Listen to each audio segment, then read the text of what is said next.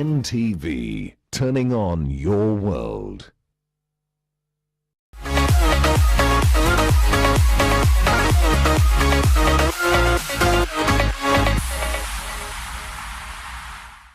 Good morning. Welcome to NTV Nyumbani. My name is Peter.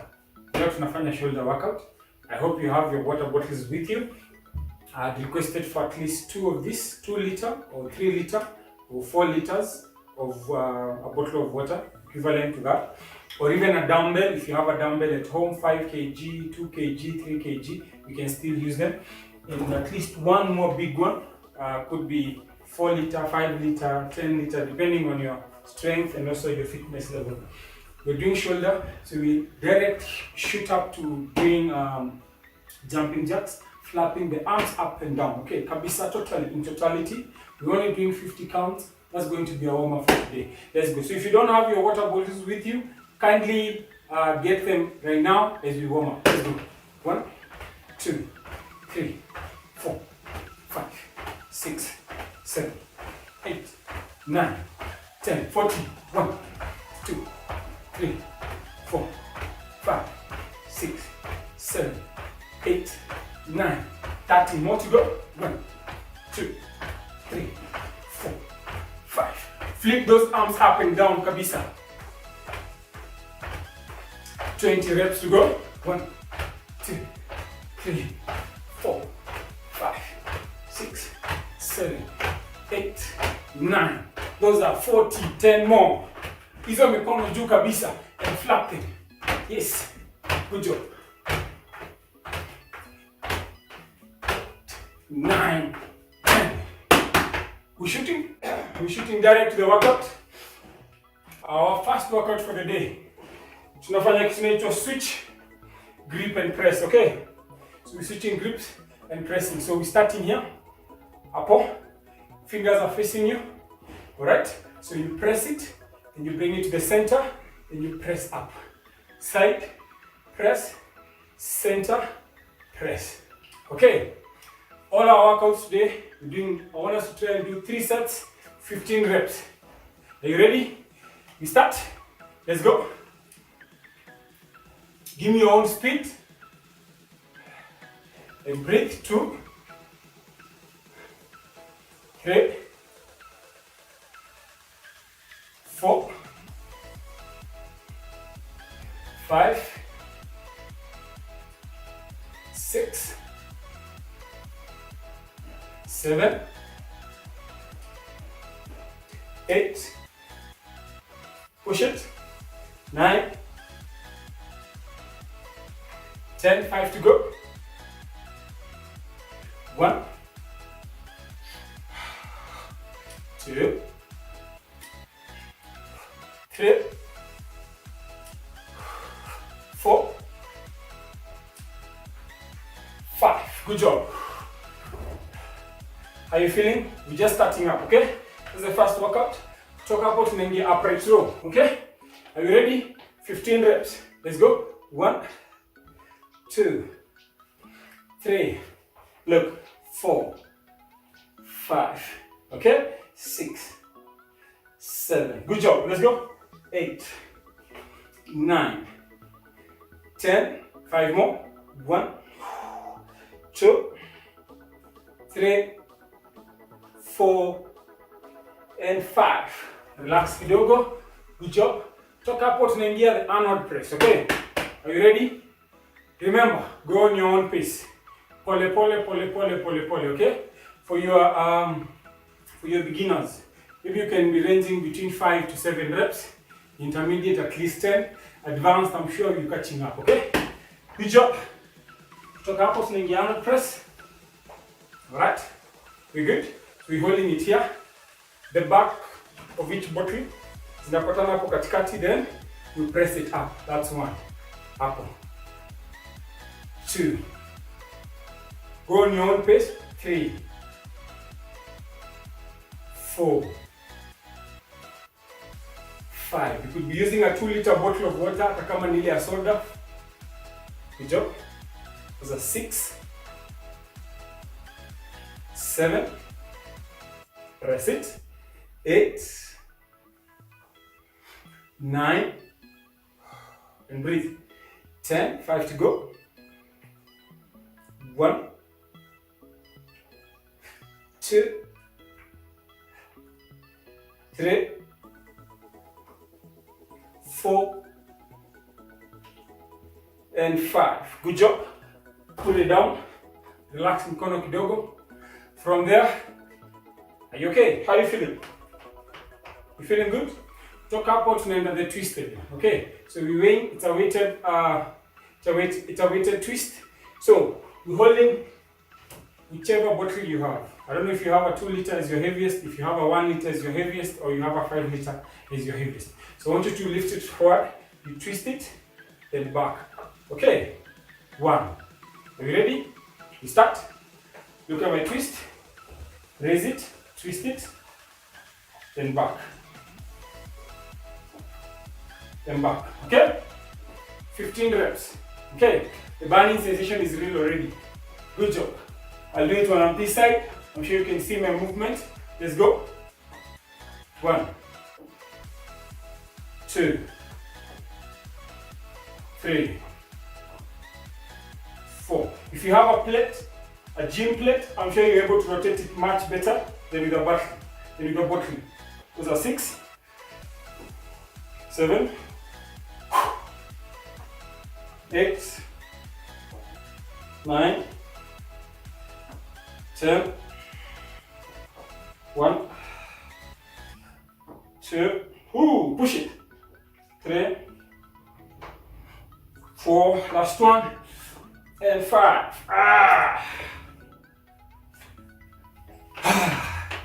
Bado tunaendelea. From there tunaingia shoulder press, okay? With the shoulder press, how I want us to do it, we'll hold one bottle up, then the one mkono moja yenye iko hapa chini, we're doing a press for 15. When you hold the other one up, then you do a press for 15. Okay? Alright, there. Then we're doing 15. Let's go. 1, 2, 3, 4, 5, 6, 7, 8, 9, 10, 5, 4, 3, 2, 1. Ha! How are you feeling?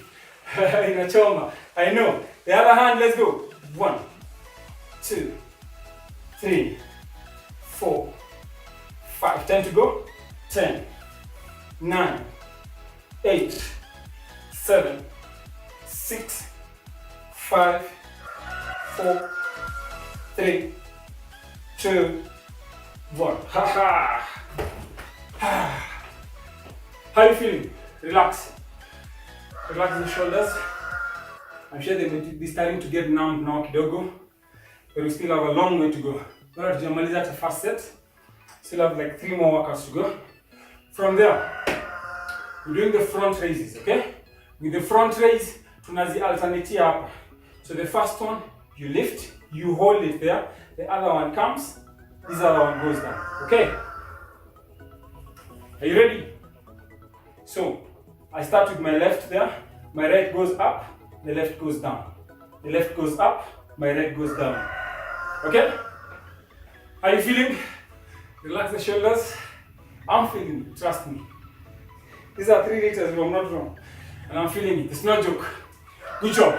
So we start. Okay? 15 reps. 1, 2, 3, 4, 5, 6, 7, 8, 9, 10. 1. Remember, isipita shoulder level, eh? 2, 3, 4, 5. Woo! Relax the arms. Relax. Shrug the shoulders up. From there, hapo tunaingia another shoulder workout called the pole queen lateral raises. Okay? So you take it as if you're doing a bicep curl. Then unafungua shoulders up, your elbows facing out, then you press it out, then you take it down. Okay? I repeat again. Do it as if you're doing a bicep curl. Fungua elbows out, then fungua mikono nje, then drop it down. Alright? So we're doing 15. Are you ready? Let's go. Pole pole. Up. Up. And down. Again. Then down. Good job. Then down. Then down. Good job. Those are 6. 7. 8. Good job. 9. 10. 5 to go. 1. 2. 3. 4. 5. Good stuff. From there, then you have the rear delts. Okay? The posture is there. Apple. And take it out. Okay? I want you to swing. Okay? Your elbows is going out. Elbow is going out. Kabisa. Apple. Apple. Okay? Good job. Are you ready? 15 reps. Let's go.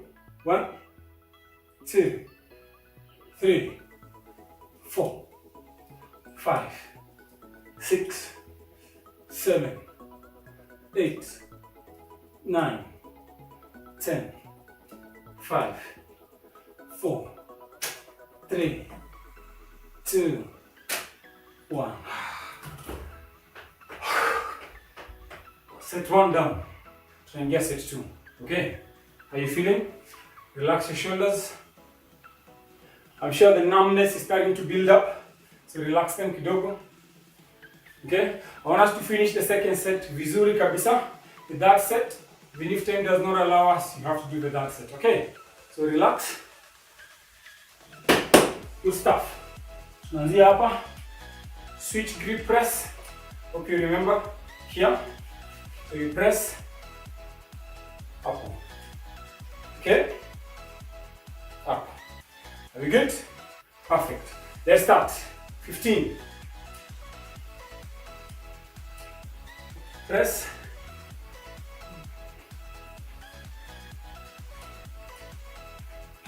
Three.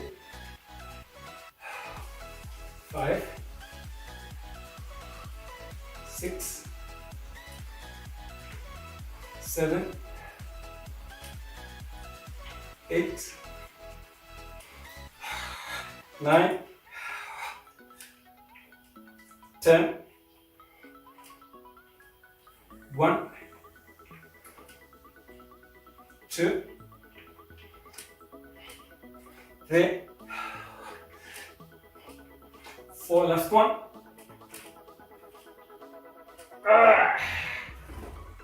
Woo. How are you feeling? Are you okay? Tunaingia upright throw hapa. I know the shoulder numbness is starting to come in, so relax. But I just want you to push yourself. Okay? How are you feeling? Kami nafanya. Okay, so let's go. Pambane, eh? Good job. 15, upright throw. Let's go. 1, 2, 3. Let's go. I'm here. 4. Look at me. 5. 6. 7, 8, 9, 10. Remember, you're not lifting it up, you're dragging it up. Okay, if you lift it up, you're going to use your biceps. 2 more. Last one. I'm loving it. It's coming through smart. Toka hapo tunaingia Arnold press. They want the bottoms, the 2 bottoms of the bottle. They come together, then we press it up. Alright, 15 reps. Are you ready? I'm ready. You good? There. The 2 bottoms come together, then we press 1. Take it on your own pace. 2, 3, 4, 5. Remember, beginners can give me 5. Intermediate, you can give me at least between 5 to 10. Okay? Advanced, 20, 7 to go. Those are 9. Those are 10. 5 more. Let's go. 1, 2, 3, 4. Last one. 5. How are you feeling? From there tunaingia the weighted twist, okay? Front raise, weighted twist. Are you okay? My shoulders are burning up. Good job. You good? 20. 1, 2. Take it on your own pace, okay? Pole pole. Let's go. 3, 4, 5. 10 more. 9 to go. My shoulders. Telling you I'm feeling it. 8 more. Let's go. 7 to go. Last 6. Last 5. 4 to go. 3 more. Last 2. Last 1.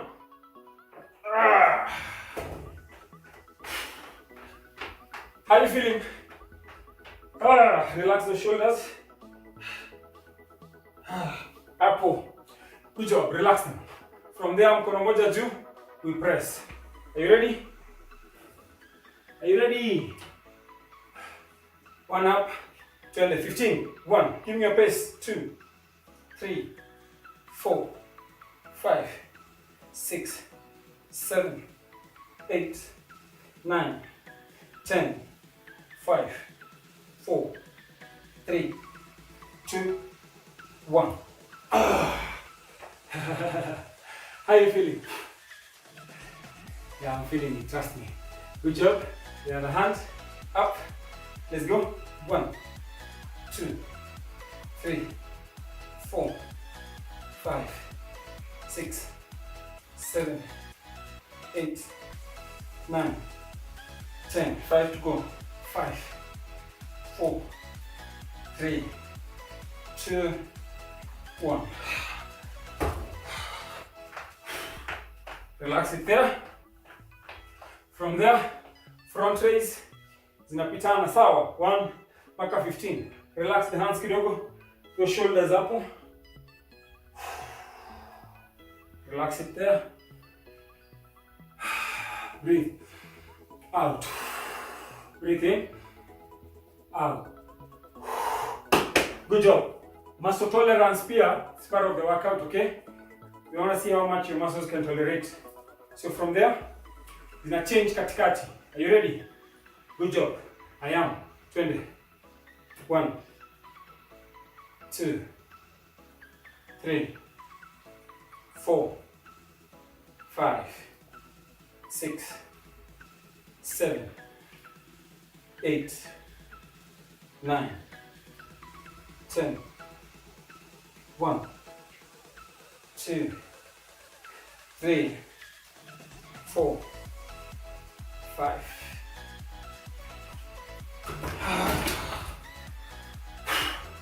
It's not easy. I kid you not, it's not easy. How are you feeling? From there, you get a polyquid, lateral raises. Remember, it's like a bicep move. Bicep, flap out your elbows, okay, out, then press the weight, then take the arms down. You good? 15 reps. Are you okay? Let's go. Pole pole, that's 1,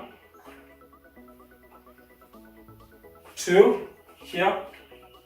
Look at my elbows going out, then my weight goes out, then my hands goes down. Okay, good job, that's 3. Let's go.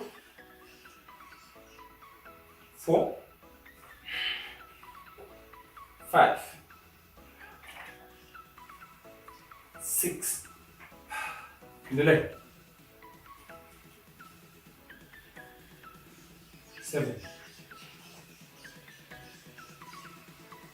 8, 9, 10. 5 to go. 1, 2, 3, 4. Endelea. 5 na moja ya mwisho, moja ya mwisho. Good job. Relax from there, tunaingia the rear delts. Okay? Here. Elbow toke nje. Okay? Kone toke nje. I'm feeling it, I kid you not.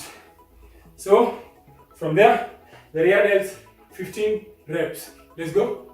1, 2, 3, 4, 5, 6, 7, 8, 9, 10. 1, 2, 3, 4, 5. Set 2 is out. I'll start up with you for set 3, okay? I'll leave you in the middle. Make sure you finish the third set. Same workout, same repetition, 15 reps each workout, okay? Are you feeling? Perfect. Tunaanza na switch grip press.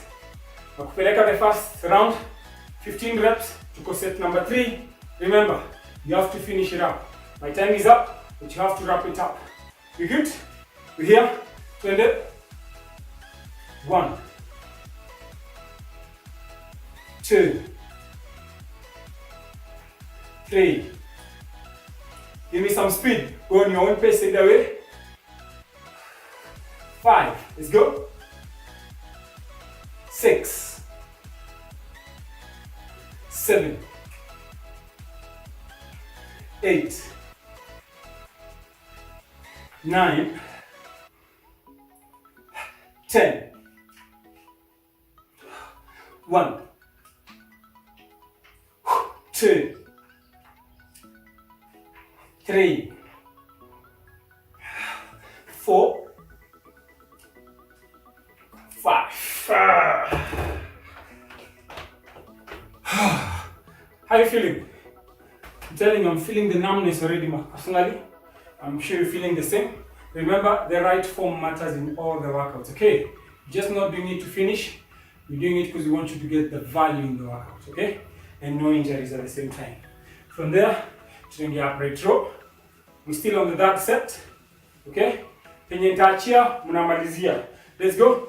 1, 2, 3, 4, 5, 6, 7. Pull it up. 8, 9, 10. 5 more. 1, 2, 3, 4, 5. Relax. Tunaingia na that workout. Still on that set. Tunachapa Arnold press. Okay?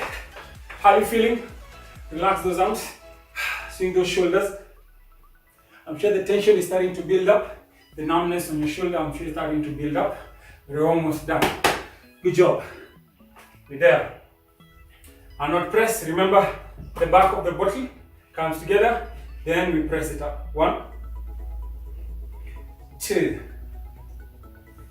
3, 4, 5, 6, 7, 8, 9, 10. 5 to go. 4 to go. 3 to go. Last 2. Last 1. Ah, yeah. Good job. So, I'm done. I'm through with you. We'll do a stretch. Remember, after I'm done here, the workouts are still the same. It says the same workouts on YouTube, on Facebook, NTV, Kenya. Okay? Download the workout. We're stretching here. Download the workout and do it again at home at your convenient hours. Thank you for staying tuned to NTV Tizi Nyumbani. And I hope you have enjoyed the shoulder workout today. We need to strengthen every single muscle in our body. Okay? Good job. Stretching there. Hiyo mguu. Just touch the toes hapo. And breathe. Good job. The other side. Here. Stuff. Bring it in. Twist your ankle sideways. On the other side. Bring it in here. Good. Turn the chin. Touch your toes. Perfect. Now, as we wrap up the workout, we're going to do a shoulder shrug. Hapo. So we're doing that. Then after that, we breathe in, breathe out. Okay. 20 reps. Let's go. 1, 2, 3, 4, 5, 6, 7, 8, 9, 10. 1, 2, 3, 4, 5, 6, 7, 8, 9, 20. Good job. Breathe in. Breathe in. Out. Breathe in. Out. Last one. Breathe in. Out. Thank you so much. See you tomorrow for another workout. God bless you and have a good day. Bye.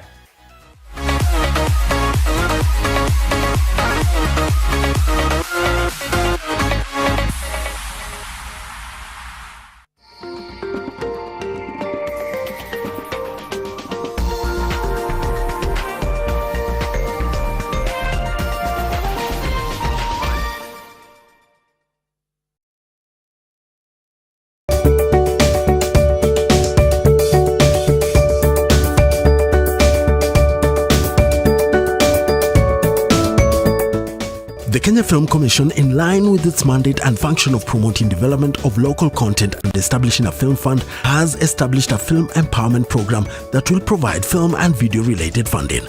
Individuals, companies and organizations will be required to submit funding applications to the Commission. To register, visit www.kenyafilmcommission.com.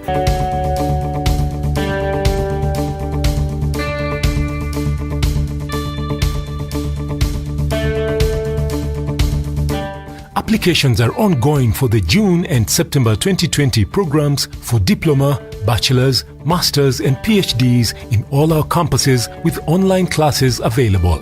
Prevent the spread of COVID-19 by following the government health guidelines. The University of Nairobi is a world-class university committed to scholarly excellence. Finding the truth in these uncertain times has become certain. Possibilities for business even more convenient with the Nation e-paper. To enjoy this and more, simply dial star 550 star 1 hash for Daily Nation and star 550 star 5 hash for Business Daily on your mobile phone and get 50% discount on the e-paper.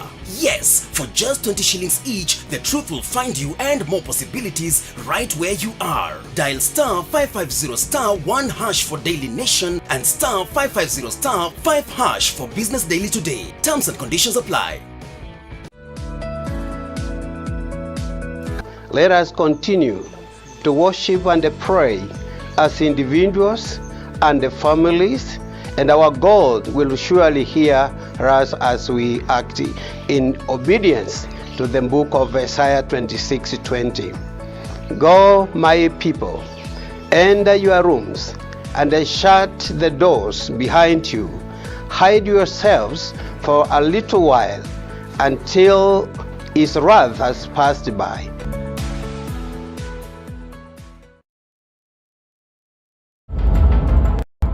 And I got a call from Ocha that they telling me that my pops has died. The first time I made my clothes, I was like, just to show people like also good things can come from the slum.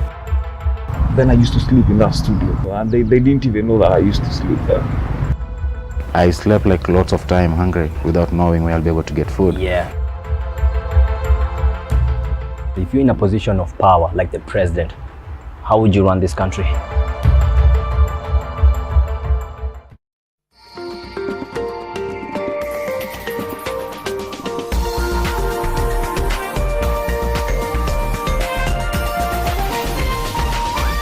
This is NTV.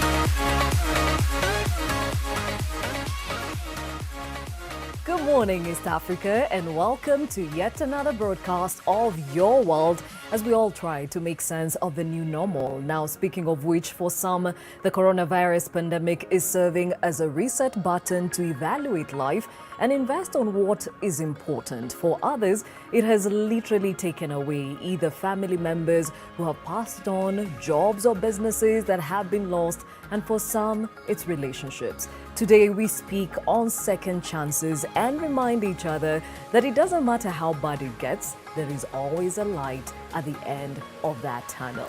This will be affirmed by personal testimonies on this broadcast. My name is Gladys Gachanja, and this is what else you can expect.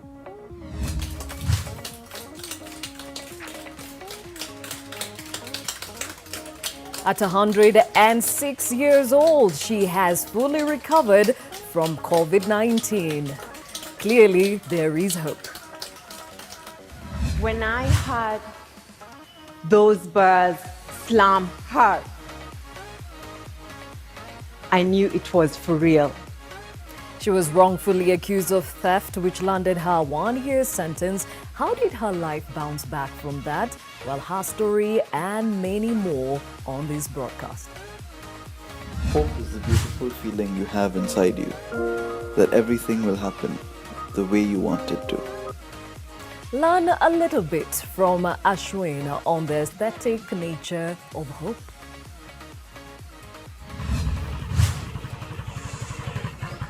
A 15-year-old girl who cycled her father for thousands of kilometers across India has been invited to try out for the national cycling team.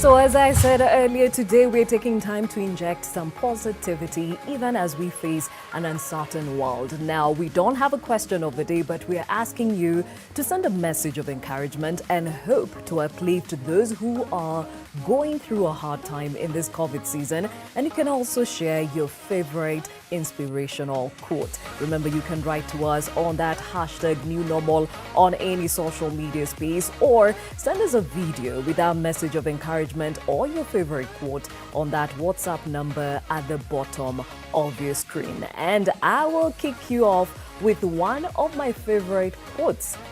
Only in the darkness can you see the stars. Those were words by the late Martin Luther King Jr., a quote that keeps me going despite the darkness. Well, what is yours? Share it. Remember, hashtag new normal, or send that video with that encouraging message and your favorite quote to that WhatsApp number at the bottom of your screen. Now, a look at how the world is looking like with the effects of COVID-19, especially with the numbers. Globally, 7,198,000 people, 634 have been confirmed to be COVID-19 positive. Those recovered stand at 3,536,154, and unfortunately we have lost 408,734 to COVID-19. Now, a look at the Kenyan scene, and 2,862 people have been confirmed to have COVID-19. Thankfully, 894 people have recovered from the same, and this number keeps rising, which is good news. And unfortunately, 85 have succumbed to the same. Now, a look at Uganda, our neighbors. 646 confirmed cases of COVID-19. 103 people have recovered from the same, and thankfully, no one has succumbed to COVID-19 in Uganda. A look at Tanzania, the numbers still the same. 509 confirmed cases, recovered 183, and those deaths stand at 21. And a look at Burundi, and the confirmed cases there at 83. Those who have recovered from COVID-19 stand at 45, and the deaths in Burundi stand at 1. We keep our eyes on the globe and, of course, the continent and closer home in Kenya, even as we face this pandemic. Now, the mass testing for COVID-19 is revealing the picture of the contagion in the country. However, questions are surrounding the test that seem to vary from one testing center to another. Concerns have been raised on the accuracy of the test kits as the country grapples with a growing number of positive cases. Charity Mwangi with more.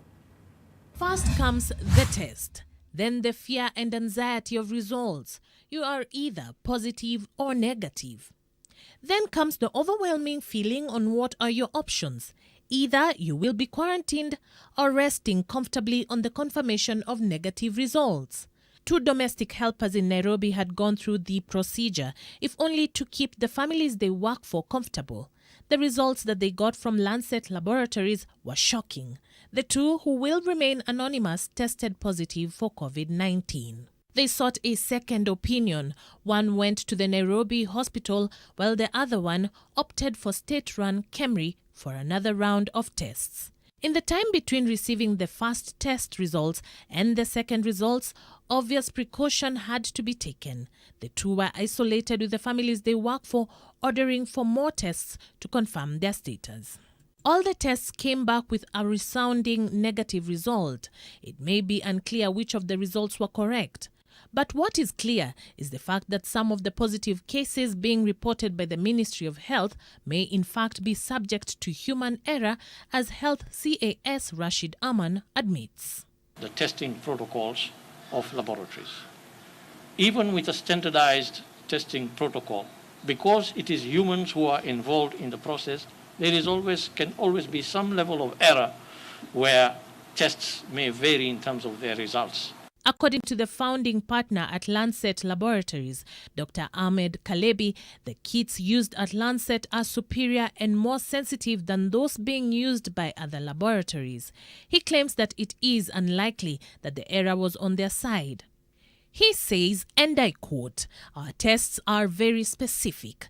They test 3 genes while Nairobi Hospital tests for 2 genes, the S gene and the E gene." Dr. Kalebi explains that one can get varying results depending on the kits used and how the sample is collected. The government says they are now addressing the errors. So we have a protocol that we have developed for quality assurance, and I think in time as we put that in place, we shall be able to help some of these labs that might from time to time return conflicting tests to come up to standard so that those tests then become very reliable. The admission by government leads many to question if all the patients in quarantine facilities are infected, and if those figures announced by the Ministry of Health are correct. Just how many false negatives or positives are out there? The conflicting readings in the case of the 2 domestic workers is a testament that you can wrongly be declared to be virus-free after being tested, but unwittingly pass it on, and the opposite is the truth. Charity Mwangi, NTV. Very concerning report there, and definitely something that we shall be keeping an eye on. Now, 7 sailors from Tanzania have been quarantined in Kilifi County after the vessel capsized in the Indian Ocean. The ship, identified as Haina Hollow, is said to have been developed mechanical problems and pushed by the high tidal waves towards Kenyan waters. Our coast reporter Kevin Mutai with more. Tanzanian-flagged vessel christened Haina Hollow is lying in the Kenyan waters after drifting 80 nautical miles off Tanga, a port city in northeast Tanzania. 7 crew members on board were ferrying 700 logs of eucalyptus destined for Pemba. But due to the monsoon winds traveling at 26 knots, the tides pushed the vessel into the Kenyan waters to Shariani, where all the 7 crew members were found alive. Wakazama kwa hiyo bahari ya Pemba katikati huko. Kabla hawajafika Pemba. Sasa wakazama time hizo, wakaogelea mchana mzima mpaka usiku, mpaka usubuhi ilipofika saa 5 mchana, sisi tunaenda kwa fishing. Ndio tukaona imefika mto hapa sasa, inaletwa na maji na wao bado wamezuia tu. Kwa sababu haya maji ni ya mwezi na yana nguvu. Ushaona? Sasa wimbi huwa ni kubwa, hata nyumba ni ndogo, kimo cha mnazi. According to the Kenya Maritime Authority, it took the intervention of the Kenya Coast Guard Services, other security organs, and the beach management unit to rescue the sailors. They were weak and exhausted, and after receiving medical assistance, the authorities took them to quarantine facility in Kilifi. We don't want to be seen as a weak link towards fighting the COVID-19 epidemic. So, as a regulator, it's a requirement that once we have such a scenario or such an incident, that the entire crew or all personnel on board that vessel are supposed to be taken to quarantine. The vessel departed from Tanga on the 2nd of June but developed a mechanical problem. Soon after venturing into the sea, the sailors raised a distress call but could not get immediate assistance because of the bad weather situation at sea. Generator ilikataa kupiga ile maji kutoa kwa kile chombo. Ili jam generator kwa sababu wale wana pampu yale maji yakiingia kwa chombo wana pampu na generator. Na ile generator ilijam.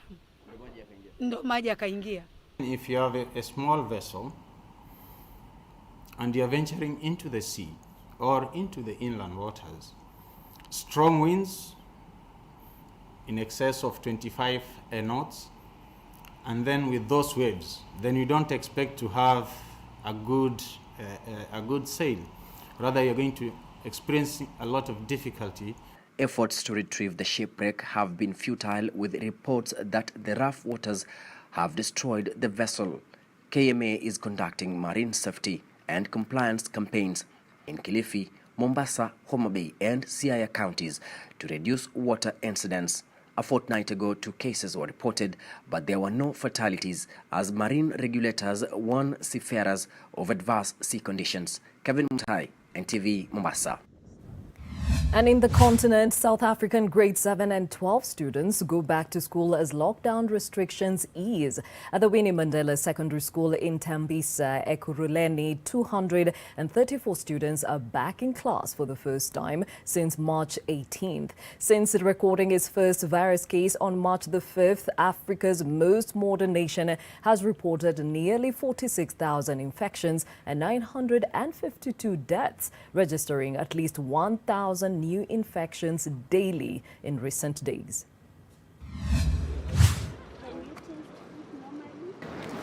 We actually we don't do social distancing. We like touching each other, talking, gossiping. Yes. I don't know. It's kind of confusing because when the infection number was low, nobody was expected to be at school. But now the number of infection is high. We are expected to be back at school, so I don't think it's fair. Today we're going to, in this class, I'm expecting to get 19 learners. But normally we have, is it 43? 41, yes. I think, what we need to do is to make up mechanism of sustainability so that this that you see here must not be for today. It is a continuous, it must be a way of life. It's a new normal. They'll have to get used. Every day, these soap stations must be there. The kids must know that, from time to time, I wash my hands.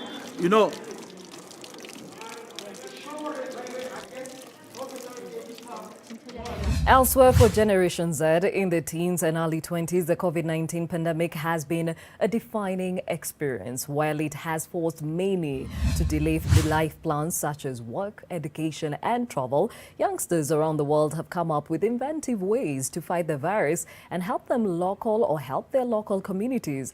In this video, we meet Ibrahima Cisse, 23 years old, an engineering student in Dakar who rides along the streets of the Senegalese capital on the Mobigel, a bicycle he modified to dispense hand sanitizer and raise awareness against infection.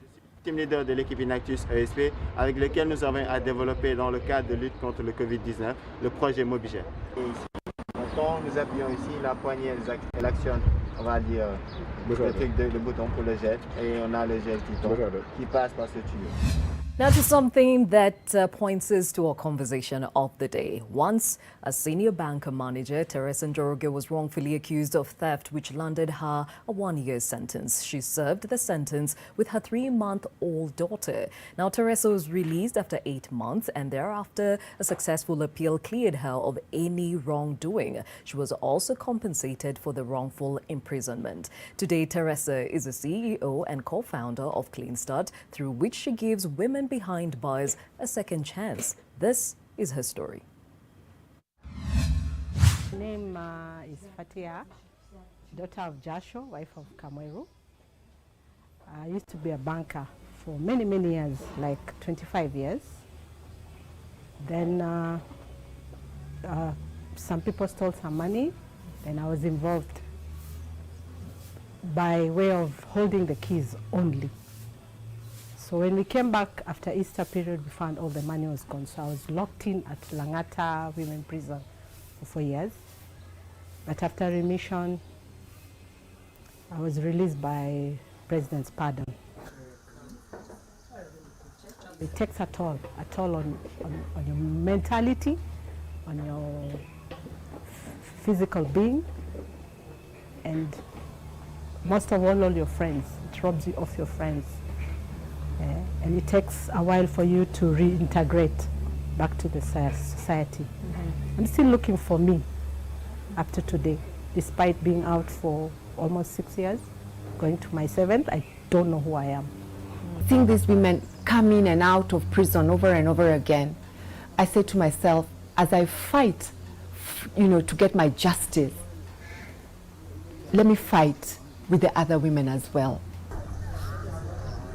Fatia started by making mandazis from a bank manager, a senior bank employee, struggling to get her family back in shape and in order, affected health-wise because of the trauma that experience was.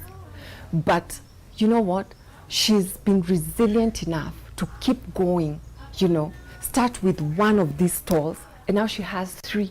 Embrace us, reintegrate us, don't stigmatize us.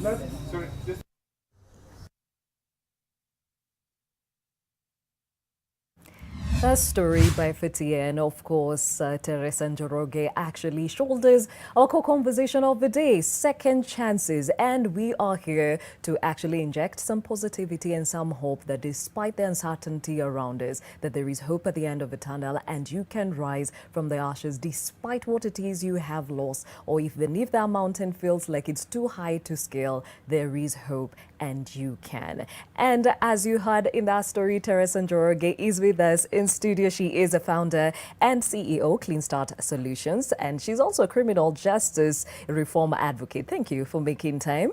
And we're also joined by Cecilia Njeri, who is a single mom. She was once incarcerated, and she'll be joining us with her story too. And Job Motiso, who is a widower. He recently lost his wife, but every day, one step at a time, he is walking and making life work for him and his 2 children. And Ian Jagger, who is a creative. He has lived experience with mental illness and, of course, substance abuse. But the beauty of his story is that despite it all, he rose up and he's living an amazing life. We shall hear all those stories, even as we seek to encourage each other despite the darkness surrounding us, that it can be well. It is well. I'll start off with you, Teresa. Went into jail with your 3-month-old child. Yeah. How was that experience? It was very difficult, Gladys. This was not a life that I had planned for. What I had planned for was to be a successful career banker. And then I lost the job. After losing the job, got falsely accused, wrongfully tried, and eventually falsely imprisoned. I had not seen this coming, and I didn't think it would have been so it would have gone all the way to imprisonment. And being in prison for a crime I had not committed was really tough, but more so as a first-time mom, going behind bars with that little girl was truly difficult. prison is a tough place. Yeah. And this was your firstborn daughter. She's my firstborn daughter. Okay, let's take a step back. Exactly what happened at the bank that landed you in jail? So I happened to handle a fraudulent transaction unknowingly. It was a transaction just like any other. You go to work and you're serving your clients, and one of the clients comes to defraud the bank. We went through investigations, and I truly thought that we would get to the bottom of who had participated in the defraudment, only for me to be arrested and to be told that I would carry the cross for that particular transaction. I honestly thought I would get justice, even though the arresting officer was making a huge mistake, because I did tell him, you've got the wrong person. I didn't steal the money. I didn't defraud the bank. You truly have the wrong person. But he insisted and said, yes, I do know I have the wrong person. And I'm continuing with this case. And started talking about bribing. But you know, when you know your values, it's very easy to make your decisions. Yeah. And I knew that I was not going to bribe. And so prosecution went on, continued asking me to pay bribes so that I could get justice. And because of not paying those bribes, irrespective of the fact that there was no evidence whatsoever that I had stolen the money or participated in defrauding the bank, I eventually ended up being imprisoned at Langata Women Maximum Prison to serve a sentence of a year. But thankfully I got remission, so I only served 8 months with my daughter. Okay, so if you went into jail with your 3-month-old daughter, that means during the case you were pregnant. Yes. Can you remember how that was? Very tough. Going to court, pregnant, no job, you're really putting your best case forward. And it's not like you have the finances for the legal representation you need. But you're trying your best to put your case forward, present the evidence, be as sober as possible, and irrespective of the fact that you're doing your best, and you know very well you didn't commit this crime. To make matters worse, those arresting you or prosecuting you know too well you are innocent. It was so difficult just to know that I'm at a place where I'm meant to get justice, but it seems elusive. Were you in remand at this time, or were you out on bond? I went into remand immediately upon arrest, and then after a while, an uncle of mine and my family put in efforts to see to it that I got out of remand. And so for 2.5 years, I went to court while I was on bail in bond terms. Yeah. Okay, so now you are at Langata Maximum Prison holding your 3-month-old baby. Take us back to that day when you walked through those gates. I think the reality hit me when the officers took me from the courtroom and into the Kenya prison's bus. So I'm with my daughter. Now, in the morning, I had prepared myself to go for judgment. And because there was no evidence, I was so certain I'd be set free. So I walked into those court ready and waiting for my freedom, said all my prayers, and I knew this is it. I'll finally get to now restart my life once again. But as I rode in that bus to Langata Women Maximum Prison, and then those gates opened, and I entered in, and the door slammed behind me. That's when it hit me. This is real. I have been imprisoned. And then changing my civilian clothes to the striped prison dress brought it now even closer. And I think that's when my tears just dropped. It seemed like the world had just shut down. And I wondered a lot and asked myself so many questions. How can you be innocent and end up in prison? Why was this happening to me? And so got ushered into the cell, Ward 6, Ward 6 was the ward, we call them wards, but they're cells. Yeah. So the cell number 6 was where mothers who had been accompanied by their children would come in. And we were about 50 women who had their children with them. I was quiet, numb. I couldn't talk. I remember my ward mates giving me food to eat that evening, some beans in a mororo. You know, the dish that they give you food in is called a mororo. And it was, my whole world has come down.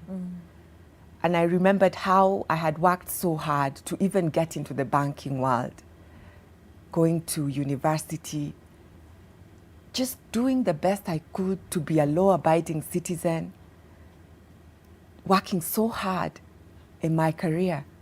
And now there I was sitting in a prison cell as a criminal, as a thief, with my daughter. It didn't add up.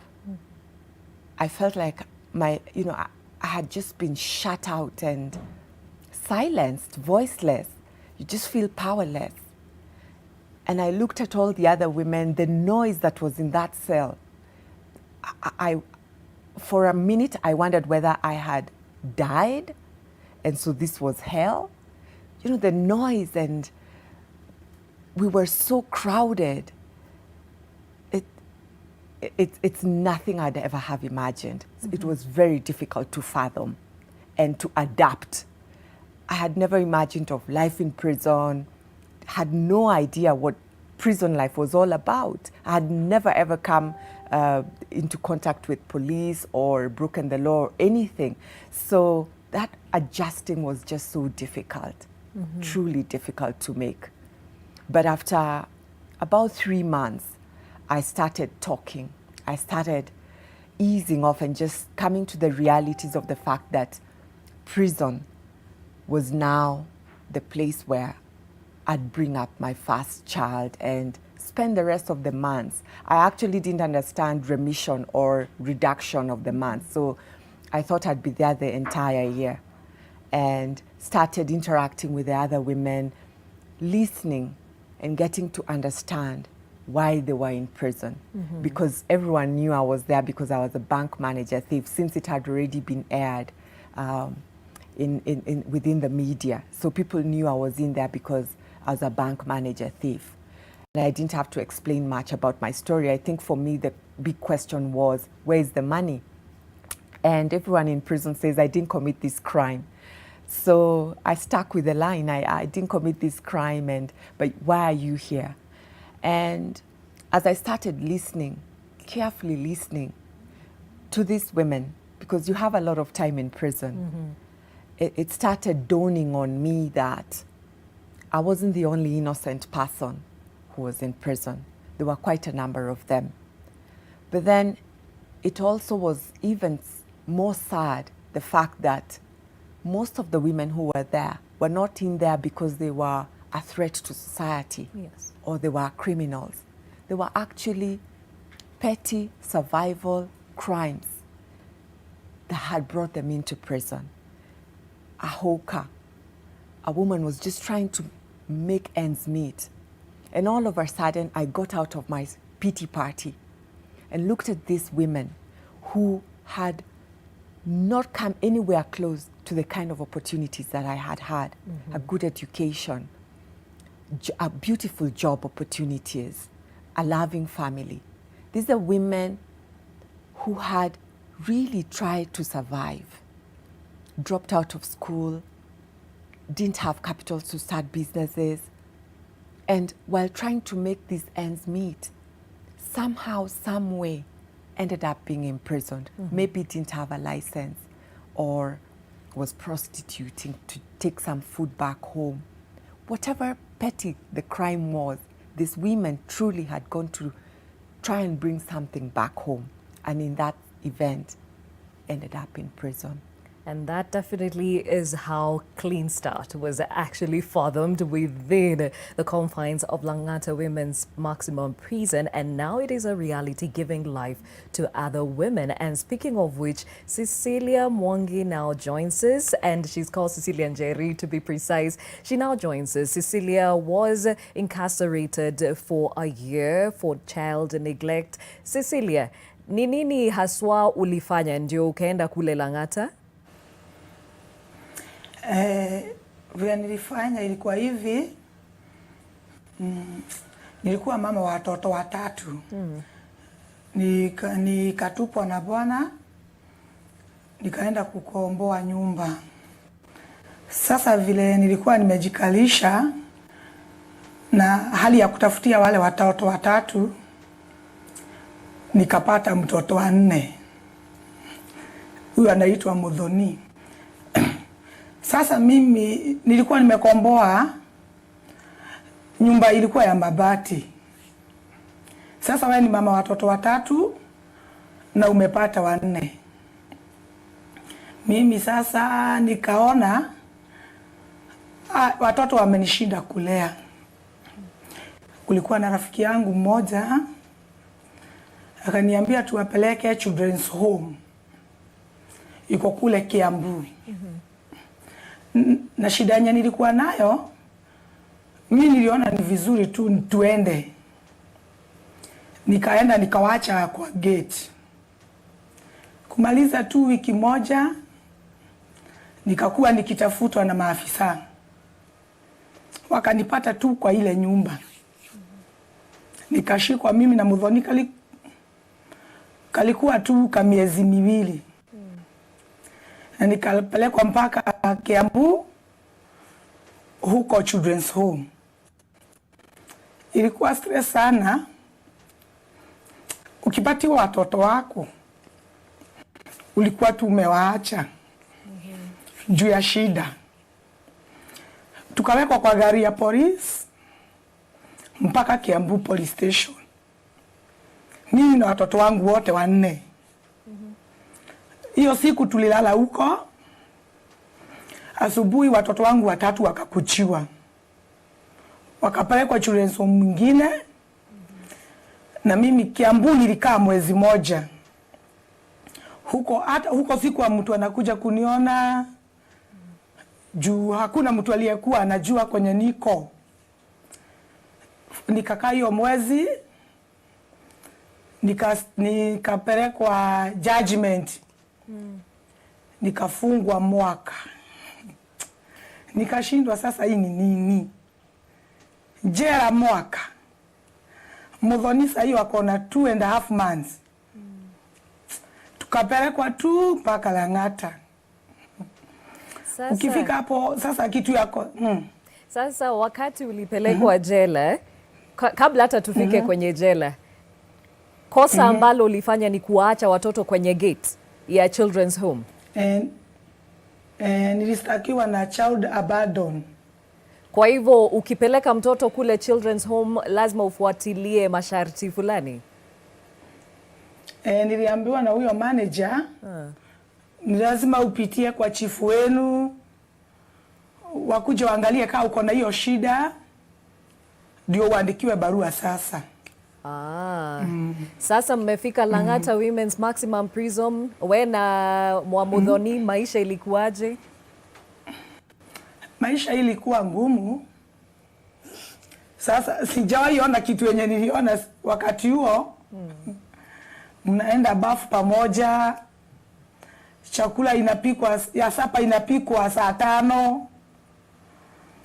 Unasikia vile naongea kifua hii nilitoa huko. Kuoga na maji baridi miezi 9. Ilikuwa tu kuteseka. Na sasa Mudhoni ulikuwa unamwangaliaje na maisha yakiwa hivyo? Kule Langata watoto wanapelekangwa nursery. Na nasi tunaenda kwa kazi. Sasa utaenda kuangalia mtoto wako saa 7. Unamnyonyesha, unampatia chakula, tena unarudi kwa kazi. Na chakula ni kile kile unakula ama kuna special diet ya watoto? chakula kama mnakula mchele na mbosho hata mtoto ni hiyo tu. Okay. Lakini ugali walikuwa wanapewa na dengu. Na sasa ulikaa muda upi? Ulifanya the whole 1 year ama ulitoka mapema? Nilikaa miezi 8. Na mbona ulitoka mapema? Hiyo mwaka wa kikustaki iko na limitation ya 4 months.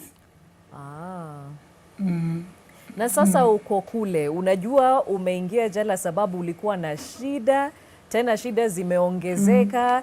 Ulikuwa unapitia yapi? Mimi nilikuwa napitia mengi. Sasa hakuna kitu baya. Mama unaamka asubuhi, hawa ni watoto, ujui watakula nini. Huyu ni landlord, nyumba zake afunge, kwa kulala ni shida. Unajua kuna mahali mtu anafikanga, unafika mwisho wako, unafanya venye tu akili zinakuambia. Na after that nilikuwa nadhani shida zitaisha. Sasa kutoka jela, shinda hata ndio mingi. Juu tuvitu twenye ulikuwa umeacha, hutatupata. Marafiki wamekutoroka. Aibu zimekupata. Mama alitupa watoto, alikuwa jela, hata unashindwa ni nini. Na maisha sasa, kusema wa marafiki kukutoroka na kukusema, yale ulipitia kupata angalau kutafuta kazi ya kujimudu? Sorry? Ulitafuta ajira angalau ya kujimudu, si ndio? Kuna watu walikudharau na kusema hawezi patia mtu kazi ambaye amekuwa jela? Kuna kitu ingine inakuanga hivi, hata ukidharauriwa unajifanya uoni. Hata aseme ulikuwa jela tu utafanya. Juu hautataka kurudia ile kosa. Utang'ang'ana tu. Okay. Na sasa wakati huu watoto wako uliwapata, walirudi nyumbani? Watoto walirudi nyumbani. Ni wazuri, ni wazima, hata siaminingi saa zingine. Modhoni ako na miaka ngapi sasa? Modhoni ako 9 years. Kwa hivyo imekuwa muda. Imekuwa muda. Sawa sawa. Now Teresa, just listening to her story, again, it comes to just, shed light on what you were talking about. Those that are in there really are struggling through life and just found themselves at the crossroads with the law. Exactly. So how does Clean Start help them out? Yeah. So Clean Start works with women and children who are impacted by the criminal justice system to give them hope and support them through transition out of prison back to society for successful reintegration. So for instance, Wamodhoni as a case in point, or Fatia, who's one of our beneficiaries. What we do is we start the journey right from when they are in prison, empowering them, training them, preparing them for life post-prison, ensuring that reconciliation happens within themselves, because it's a very traumatic space when you're inside. And if you're not ready for life on the outside, it can be very tough on you. Telling them the realities of the stigma that they will encounter when they go outside. Because I tell you, there's a woman who we served time with, and she got out and committed suicide because of the stigmatization on the outside. So we prepare them on those realities and then walk around. What is it that you would really want to do legally that would empower you when you go out, and start preparing for that. And then when they do come out, on the day of release, our team members are at the gate to welcome the woman on the outside, journey with her until her home, where she will go to, because some of them don't even have a place to go to. So, and then enable her start adjusting to the life on the outside. Some have been in 5, 10, 15, 20 years. So they're coming to brand new 1,000 shillings, coming to handle a phone that they have never handled. Just acclimatize them with their life on the outside. And then once they have settled, the business we spoke about while you are on the inside, let's start step by step. And that's how we have been supporting women like Wamodoni to start that small business and then support her along that journey, because it's not like business will kick off the first month or the second month. Yeah. Just to ensure that it's successful and she's being able to meet her needs. But most importantly, it's what we call circles of healing. These are where women who are formerly imprisoned, we call ourselves the Coalition of Formerly Imprisoned Women. Yeah. And we come together in small circles, which we call circles of healing. And women share what they're going through. Because what we found out is that you come out of prison, you're all alone in your community. You cannot say what you're going through. You do not want your community to know you've come from prison. So you continue going through that trauma, and mostly they end up going back to prison as they try to hide. So we want you to grow out of that shame, admit, yes, I was in prison, that's a part of my journey, Yes. and then heal while you're on the outside. So it's two-front, the healing while you're on the outside, but also ensuring they have income-generating activities. Surely a second chance. And another story that we would like to hear from is that of Job Mutiso. He was married for over 10 years but lost his wife to cancer in April of last year. Job, if you can tell us in a nutshell how the journey was just before your wife passed on. Thank you, Gladys. I really am encouraged, first of all, by the story of Clean Start and Cecilia and what they're doing. My journey is almost similar to what they went through. We were living in Dubai with my family, my wife, and 2 children. And cancer happened. My wife got into some pain that of course, the first instinct is to just think it's something small. And we went for checkup, and we were told, there are difficult stages in that process. The first one is when you sit with the doctor for the first time and you hear those words, because you have this picture of getting old with your partner and with the children. So when we heard those words from the doctor, it was like a rock that hits you. And the first thing, of course, is to assume the doctor is wrong. So we ordered for more tests. And that took us to 6 months of in and out of hospital. I remember I slept on a small chair for most of the 6 months that she was in hospital, because I stayed with her, and we flew our family to Dubai, mothers and some brothers and sisters from both sides came to assist and be with us for some time, and then they would leave, others would come. And so we totally focused on her healing, but it was a painful process. I think anyone who's gone through the trauma of cancer knows the painful process, and especially those moments that are not seen when she cannot sleep, she's tossing and turning. This was 80% of her nights that she could not sleep. She would try and get ways of sleeping. She could not, and I'm there. We both couldn't eat for quite a while. I remember when I came, some of my friends, when we were coming from the airport, some of my friends talked to each other and said, please don't tell him how much he's lost weight. And it was just a period of pain. Gladys, it's very hard for you. I think the hardest thing a parent can do is to sit and wait for your children to come from school, and you can see them coming from the bus, and you have to tell them, you're waiting to tell them at around 3, 4 o'clock that their mom will not come back home.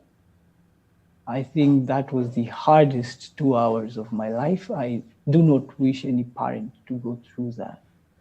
And then the society we're in, well, we had good jobs, and we were living well, and I was in retail management for a company, a telecoms company. She was in a senior position with an airline, a UAE airline.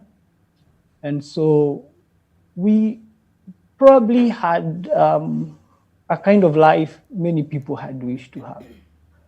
But then in about few days, everything changes. And the thing with living abroad, countries have different visa rules.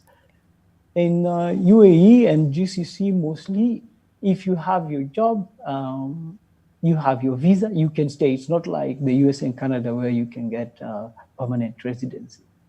And some of the rules there are such that I cannot stay there with a relative or in my house or with a house help if I don't have my wife. That would be considered cohabitation. So within 15 minutes of when I got the announcement that, when I got the call that she had passed away, within 15 minutes, we had to start thinking of the process of totally evacuating UAE. I mean, coming from UAE to Kenya within 7 days. We had 7 days. So you can imagine the process of clearing everything, relocating, contacting people here. And I thank God for the family here that took me through the relocation process. And it's just been, that was April of 2019. It's been just when she passed away, and then on May 1st, we arrived in Kenya. And since then, it has been just, I would say a difficult journey. Yeah, but we thank God that we're here. Job, let me understand. At this point, Yes. everything is changing so fast. And you Yes. have prayed over and over again that God restores your wife's health, and it hasn't happened. Did you feel betrayed by God? What you feel, and if people are honest, they will tell you the first thing you feel is a lack of understanding of like trying to find reason within it, because understand, like we had lived a life that, especially her, she had a life that you would actually really, really question why she had to go through the pain that she went through at the time. And we had just started serving in leadership in one of the main churches in Dubai. I was a pastor for almost a year before this happened, and we were very strong in our faith. And so I remember the prayers, the night prayers, all the verses that and applying all of the principles that for the kingdom. And we really had gone through a very tough time reconciling this with what was happening. And when I came back, it took a long time. It took a long time for me to even hear a worship song or even participate in church. It took a very long time. But I thank God that I eventually slowly started getting my answers, and thankfully I am now more stronger in my faith than I was then. Amen to that. Amen yeah, to that. yeah. Now, let's introduce Ian Jege, who is a creative. And Ian, it has been a journey of many years with lived experience with mental illness. What were you struggling with, and when did it get really, really bad? Hey Gladys, how are you? Good. It's been a while. Hope you've been keeping well. My struggle goes back just about 8 years. I went from having a very fulfilling career in advertising, and that did completely fell apart inside a period of about 2 years. So just to kind of get into some of the details, I went from working in an ad agency, and I found myself headhunted into NTV, more specifically the radio division. And this was such a huge move for a 26-year-old. So life was great. But unbeknownst to everyone around me at the time, with the exception of my then girlfriend, I was going through some very real addiction issues, especially with alcoholism. And so now coming to this new employer, suddenly you have a bit more money to spend. There was a level of stress I had not anticipated with this new job.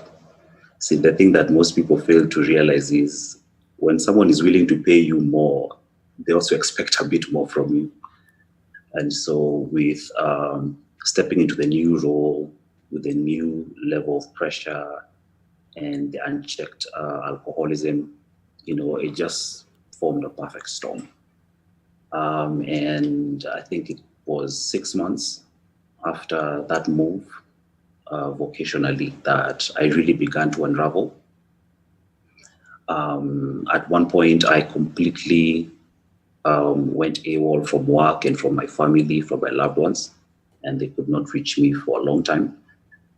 And I took off into my own world. The geographical location for that escape was Mombasa. And I was there for 3 weeks. My addiction had gone ahead to include cocaine use and, just a really illicit lifestyle. So while I was in Mombasa, that was what I would refer to as my defining moment. After I'd been there about 3 weeks, I was suddenly very suicidal. And it all started from one day waking up. So my day was pretty much drinking from start to finish. And one morning I woke up and I'm getting ready to start my day. And I respond to a call of nature. It was a short call, and I finished my business. And just before I flash the loo, something catches my attention in the bowl. And I look down, and what had come from my system looked like somebody had poured a bottle of Coca-Cola into the bowl. You don't need to be a surgeon to realize something is very wrong at this point. So I thought to myself, maybe I've overdone it. Today I'll just hydrate, take things easy, and see how it goes. And so I drink a lot of water and I go back to bed. 30 minutes later, I wake up, I'm sweating profusely, I feel really sick, I can't keep anything down. And there was a lady who would come into this place I was staying every morning to help keep it clean. And she'd always find me in the living room. And on this day, I wasn't there. She had access working for the hotel, so she came calling my name through the house, and she found me in bed, and she said, "It's very unlike you to be in bed at this time." I explained what was going on, and I told her I think I must have eaten something bad. She looked at me for a while and said, "A few years back, there was a gentleman who stayed here who looked exactly like this in the morning before he had had his drink. And she proceeded to ask me, have you had your drink this morning? And I told her, no, I have not. And I don't intend to, seeing as how my body is behaving. And she was very convincing. She said, go have a drink. So I get out of bed, I go downstairs, I go into the fridge and I grab vodka, and I had half a glass of it. And within 15 minutes, everything came back to normal. First was my shock in realizing what this meant, and also the look on her face when she saw everything come back to normal. And, she just said, I think she referred to it as Homaya Subui or something like that. And she went on to take care of her duties. And at that point, I realized that the choices I had made with my life until this moment had some very real consequences. So now that this realization spiraled a whole depression. And I decided that life was not worth living beyond this point. And over the next 3 days, I tried on 3 separate occasions to end my life. On the first day, I overdosed on some mood stabilizers that had been given to me by a doctor. I swallowed all of them, finished drinking, and went and lay in bed, waiting to transition to wherever it is people go. And unfortunately, I wake up in the morning, and right next to the bed, I'd gotten sick in the night and I'd thrown all the meds up. It was perplexing how most of them were still intact in their capsules. So that was frustrating.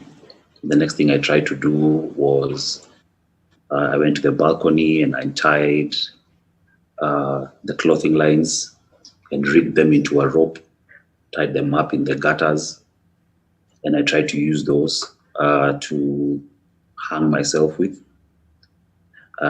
It's important to mention that at this point in my life, I was 115 kgs. It turns out my rig couldn't hold that weight. And so the following morning, I wake up, I'm on the floor, and I'm looking up, and I can see exactly where my rope had cut. And, after recovering from that whole thing, I realized I needed a more foolproof way to go about things. One of the acquaintances I'd made in my time there was a guy who could get his hands on stuff that wasn't easy to.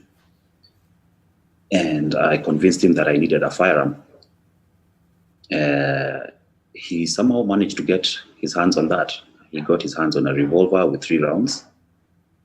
I think the story I told him around why I needed one was I traveled with a bit of money and I was starting to feel unsafe.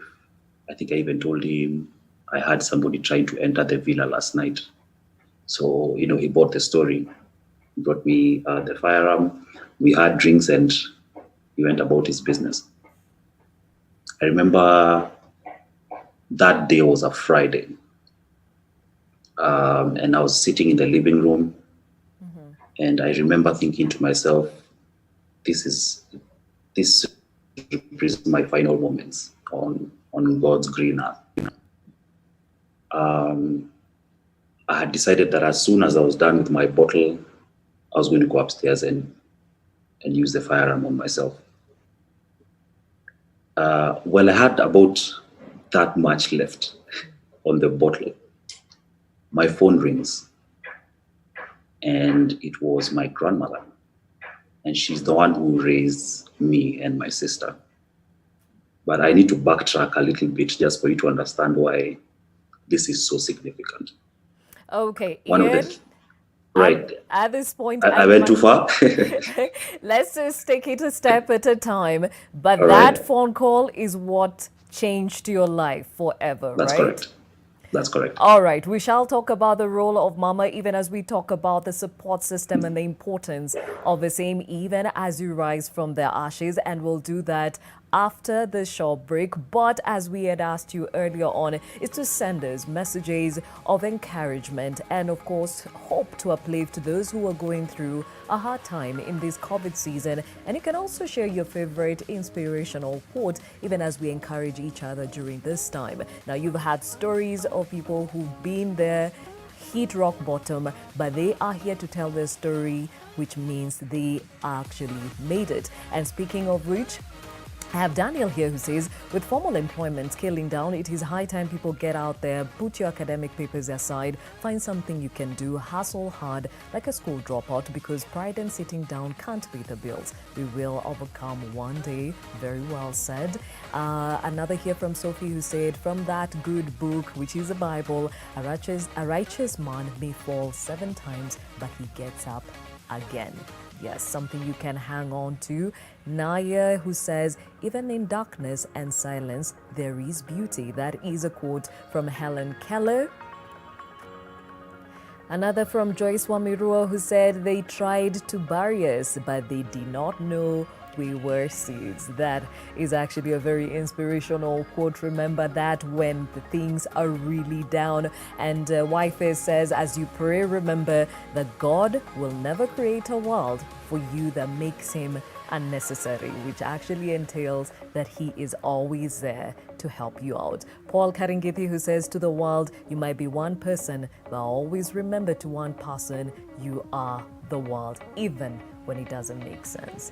And then Samuel Papa who says, during these hard times of pandemic, do something charitable, no matter how small the act. It can save a life. People are going through hardships, some without a meal. Do something during this time. God will bless you, no matter how little it is that you are giving. Very true. Janet Kababe says, a tongue has a power to bless and also to curse.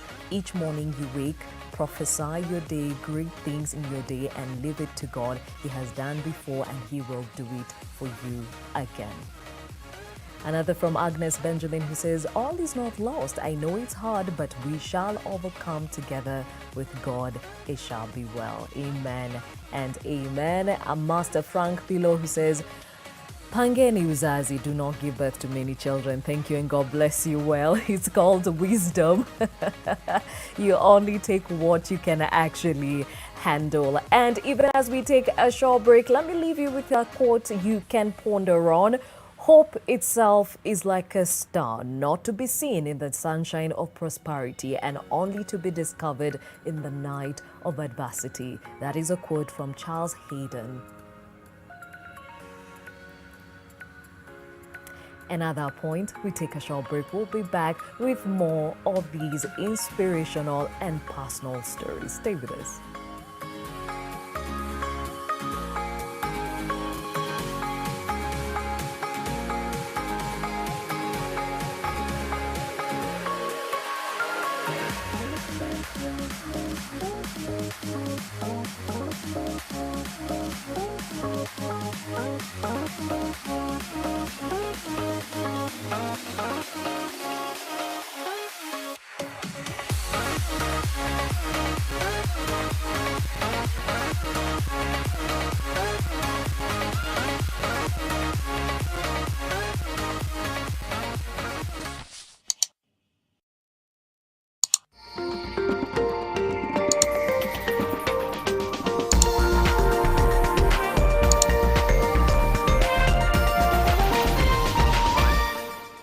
Finding the truth in these uncertain times has become certain. Possibilities for business even more convenient with the Nation e-paper. To enjoy this and more, simply dial star 550 star 1 hash for Daily Nation and star 550 star 5 hash for Business Daily on your mobile phone and get 50% discount on the e-paper. Yes, for just 20 shillings each, the truth will find you and more possibilities right where you are. Dial star 550 star 1 hash for Daily Nation and star 550 star 5 hash for Business Daily today. Terms and conditions apply. I just want want to know where my family is. I want to let them know that their plan to kill me failed, that I'm still alive, especially that Samantha. I assure you, I am not the enemy. My loyalty is with you, Dad. So, what do you want to happen now? I just want to make sure that you managed to do what you needed to do. Anna? Kuandamana na mama akienda clinic na pia kujua hali yako ya HIV ni muhimu. Inaonyesha unamjali na pia unajali mtoto wako mtarajio. Je, unajijua? Afya bora, maisha bora. Jipime, jiinue. He first came into national prominence in 1975 as chairman of the Parliamentary Select Committee that probed the brutal murder of Nyandarua North MP Josiah Mwangi Kariuki in March that year. Elijah Mwangale was born in 1938 in Bungoma. He was appointed Minister for Foreign Affairs, becoming one of the most senior ministers in Moi's government. Mwangale was brave. On being elected the third president of Kenya in the general elections of December 2002, in which he defeated Uhuru Kenyatta, Mwai Kibaki replaced Mwangale as special envoy to the Somali peace talks with Ambassador Bethwel Kiplagat. He was likely to change from time to time. You could never know with Elijah that you could go the whole hog.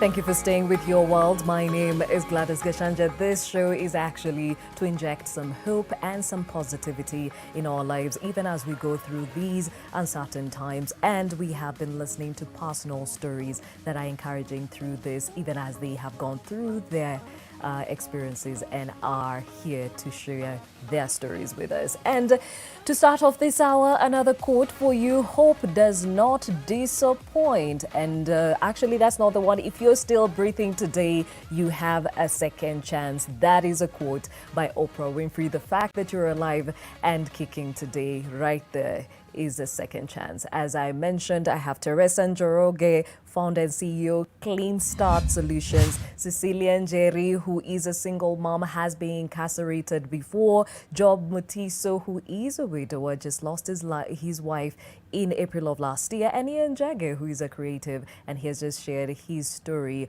of struggling with mental illness and, of course, substance abuse. But hey, as I said, they are all here telling the story, meaning life does give you a second chance. And speaking of which, hope doesn't disappoint. And even though the vision tarries, it will surely come to pass. So don't lose hope. Enjoy this clip describing the aesthetic nature of hope. Hope. What is hope? Hope is the beautiful feeling you have inside you that everything will happen the way you want it to.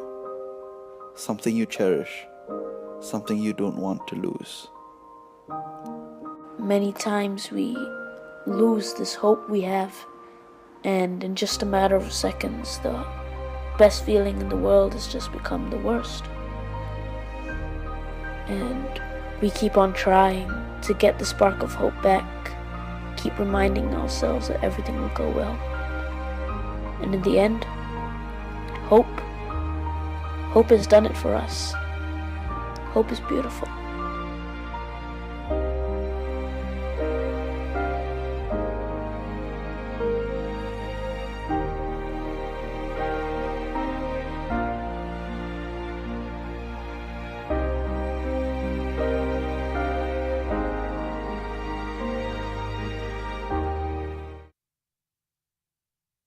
Indeed, hope is a very powerful incentive. Hang on to it. Now, a 15-year-old girl who cycled her injured migrant worker father more than 1,000 kilometers across India after coronavirus lockdown left them destitute has been invited to try out for the national cycling team. Jyoti Kumari rode a bicycle with her father, Mohan Paswan, sitting on the pylon and holding their belongings from Gurugram city near Delhi to their village in the northeastern state of Bihar. They arrived home on May the 16th after covering 1,200 kilometers in 7 days. Paswan, a motorized rickshaw driver, was among millions of migrant workers left jobless after the country was suddenly locked down in March to slow the spread of the virus. With no money to pay rent or buy food and public transport halted, many walked or, like Kumari and Paswan, rode bicycles back to their villages. The father and daughter's journey on a second-hand bike bought with their remaining funds caught the attention of the Cycling Federation of India, which offered Kumari the chance to try out for the country's cycling team.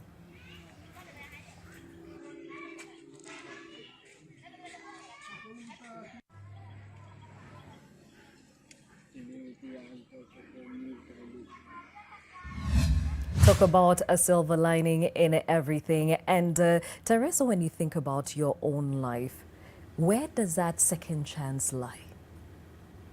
I love the way you've presented about hope, because right in prison, I kept hope alive. And I have seen the women we work with keep that hope alive.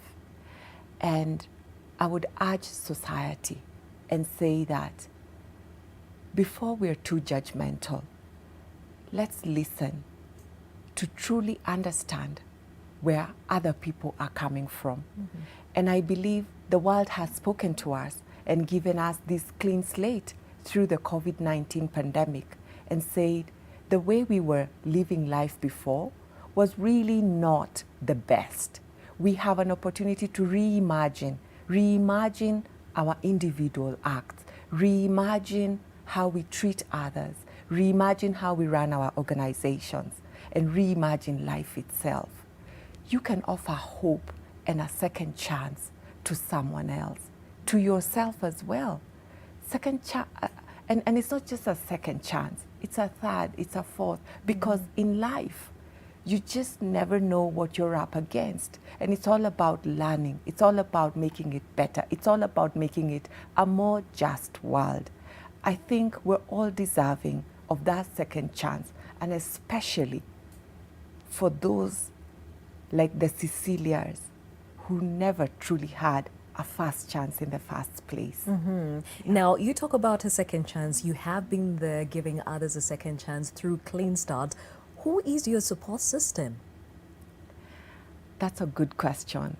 First and foremost, it's God. 100%, I believe I'm in this world as a vessel to serve God. And even though it was very difficult in prison, there was that hope that this God who I had prayed so much to, the God I knew, a God of justice, would still come through for me. And no matter how difficult life was, coming out of prison, stigmatized, no work, really tough, I knew that this God would give the second chance not only to me, but to the hundreds of women that I had met in prison. And indeed, he has, and he continues to. That's my beginning point. The second is my family. And then, of course, the team I work with. And I'd love to give a shout out to Pastor Angie, who is such an encouraging lady as a spiritual authority and father. Okay. Yeah. Now, Cecilia, maisha baada ya jela hayakuwa rahisi. Ulisema ulijaribu kupata vibarua, watu wakakudharau, lakini wakati huu bado uko na kitu cha kujimudu nacho na pia watoto wako sawa. Unafanya nini? Biashara yako ni gani? Kwa saizi mimi nauza mandizi. Na nataka kushukuru Teresa Junior, amekuwa akinishika mkono. Na nilikwambia nilipewa capital ya 80,000.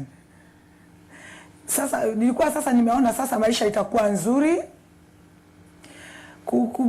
Kukaa wiki mbili COVID ikaingia. Kutumia watoto fare, huko umepanga watakula. Ni watoto wakubwa juu first born ako form 4. Niko na form 2. Class 7 na standard 4. Sasa ni watoto unawekelea unga hata unashangaa. Lakini nashukuru Mungu. Nikitembea tu na mandizi zangu, sirudingi mikono tupu. Haya, na una marafiki na wamama ambao mnatembea pamoja na mnapeana motisha? Niko na marafiki. Kwanza mimi nawapeanga moyo juu nimepitia. Nikiona mtu kama nasikia roho inaenda chini, nampe nguvu. Namwambia tutasonga. Na ndio napenda hii maandiko iko Jeremiah. For I know the plans I have for you. Yes. Say the Lord. Ni mawazo mazuri. Na si ya kukufa. Tutasonga. Amina, amina. Na wakati maisha yamekuwa magumu na una feel ni kama Mungu amekusahau ama watu wamekusahau, nini unashikilia ambaye inakupatia nguvu ya kuamka kila siku? Kitambo ndio nilikuwa naona kama Mungu ameniacha. Ukiwa wewe hujaokoka ama kumpata Yesu, unaonanga umeachwa na Mungu. Lakini saa hizi ati ameandika majina yangu kwa mikono yake. Sasa mimi nafurahi sana. Hata kama iko nini, I know my Redeemer lives. Amen. Awesome, awesome, inspirational there. And Job, it's not been an easy journey coming back home, reestablishing yourself in your career again and catering for 2 children as a single parent. How are you coping? Who are holding your hands? Well, first of all, as you hear what Cecilia is saying or Teresa is saying, I think people who trust in God have a higher level of hope because he says in his word that when the enemy comes like a flood, he raises a standard. So it is something that gives you a higher grace, that if you thought about going through something before it happened and after, you find out that he has increased your capacity to go through things. The more you trust him, and that was a discovery for me, because we say it, but when it happens in real life, then you actually experience it. So my journey to starting over, because realize everything fell for me. My children were born outside Kenya. Their education system was different. Their our financial systems were different. Even the system of government was almost new after 15 years out of the country. And the first strength, of course, was God, but family here and friends that are close like family were really the support system, like pillars that really held me through it. First of all, I had to unlearn everything I knew about everything and then start learning again. And you rely a lot on family and close friends to start understanding even how to drive in a new country, where to get schools, what is good. For example, I had to start thinking about where will my daughter get her hair done and all this kind of things. You realize if you have a support system of family and close friends, and with hope that you get from trusting in God, there is a higher level of operations that you get that you didn't know you could have before you went into a situation like this. Now, Job, most often than not, they say men suffer in silence. They do not reach out and ask for help. You clearly have done that. How has that been received? Well, I similarly had something like what Ian had, where you want to enclose yourself first. And I did that for a while. I am still experiencing that thing of getting yourself enclosed and coming out slowly. I couldn't understand why I was not communicating much with a lot of friends I had really hoped to come and see and communicate with. And so it's like I just enclosed a very small social circle. I think it was to understand myself and to create stability through patterns, creating patterns. So that was an experience that is very true. Men will first go into a cocoon and because our instinct is to try and fix things by ourselves. And so that cocoon is when you realize after a while that there's really strength in reaching out and accepting people to help you. Because if you have been fending, if you have had everything worked out for you, it's very hard to accept that you need to unlearn some things, and some people need to come and show you the way in some of the areas. So it's very true that that's a response that I had, and I could totally agree with what Ian was saying, that it's something that men do. They just go into an enclosure. Okay. Now, Ian, you speak very well of your grandmother. She's a pivotal part of your story, and even today she still stands with you. Talk about the achievements that you have made from that phone call she made, and she saved you from yourself. Wow. Where to start? It's going to be 8 years in August since I went into treatment. And Shosho has been, and she's been the cornerstone, let's just put it that way. And giving credit where it's due, I've been surrounded by amazing women who held me up when I couldn't stand. Shosho is one of those. I have 2 aunts who played a huge role in my recovery. Eva is a huge part. Even I have 2 amazing children now. One of those children is one other woman who gives me support and puts courage in my heart. But to answer the question, so much has changed since then. I've gone from a place of hopelessness and despair, and very slowly over that 8 years, I've rebuilt my life.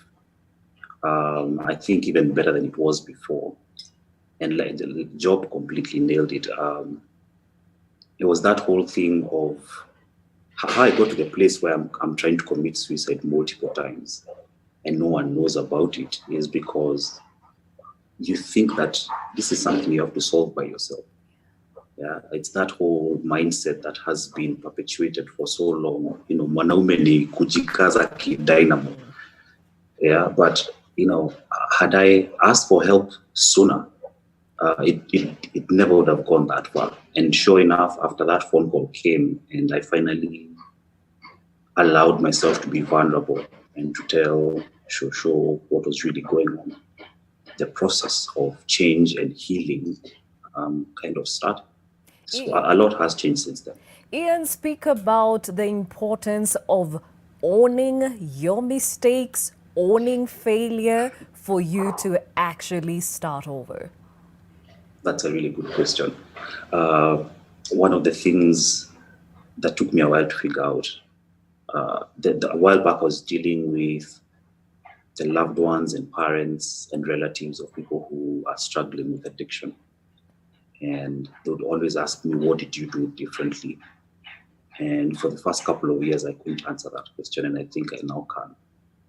I think the difference, or the primary difference between the people who are able to move on beyond addiction and those who kind of keep circling back to it, is the ability to own all of it. Yeah. And granted, people end up in addiction owing to a host of reasons, some of which were completely outside of their control, maybe trauma from childhood or whatever the case might be. But it's when I fully accepted and took responsibility for every single part of my life that I finally had the courage to move on. It's the proverbial, you can't really figure out where you're going unless you can own where you're coming from.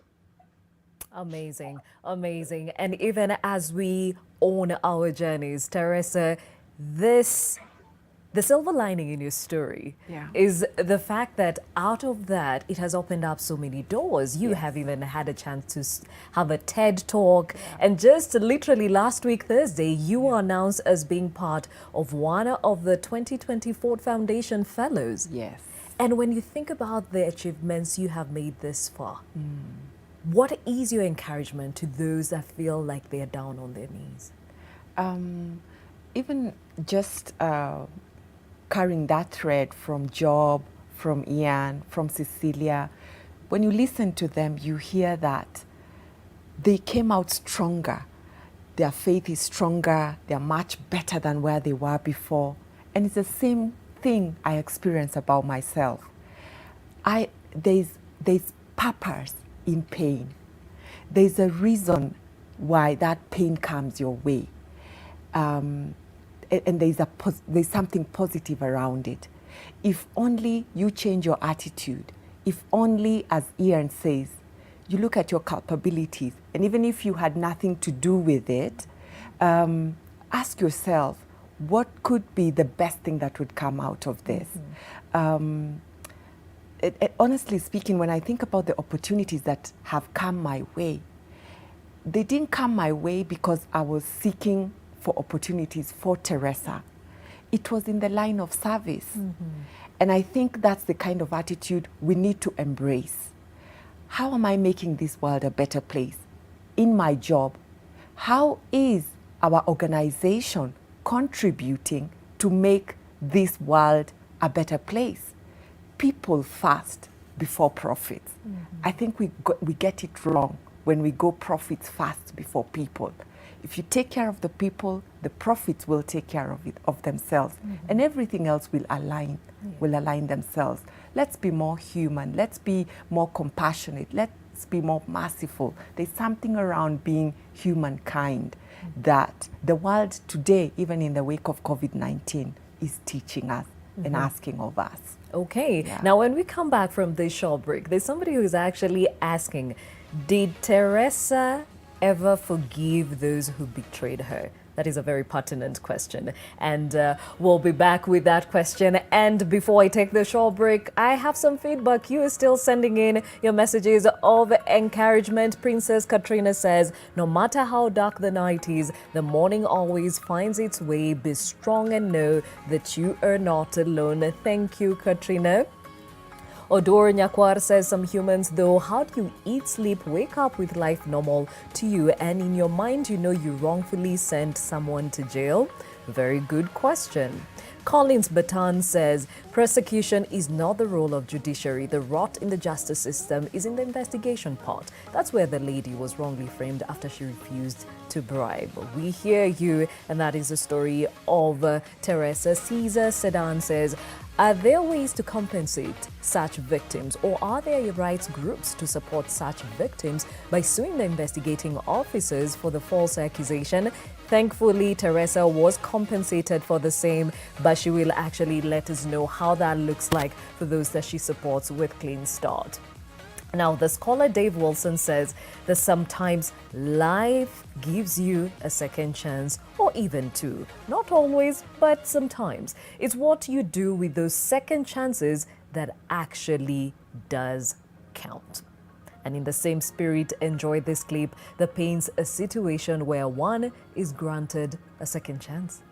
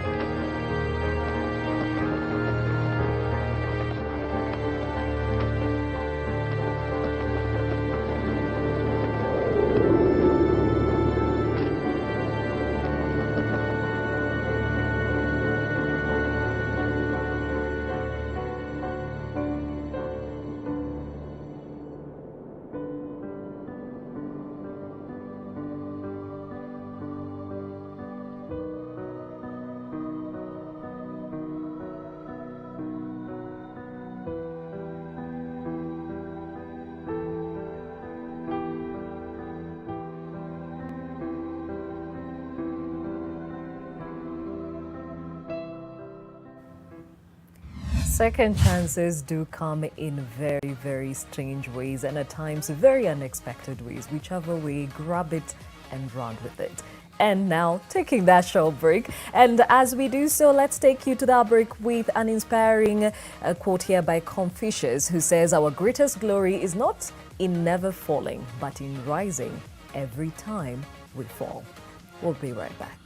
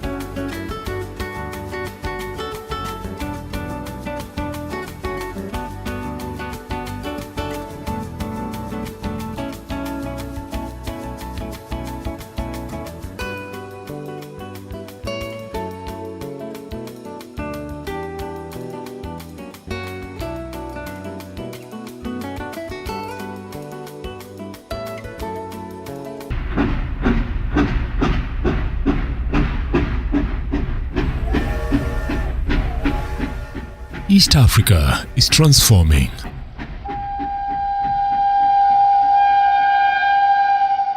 And so are we. We are now more diverse, more visual, more engaging. Grab a copy of the new East African. To subscribe, email subscription@ke.nationmedia.com or epaper@ke.nationmedia.com.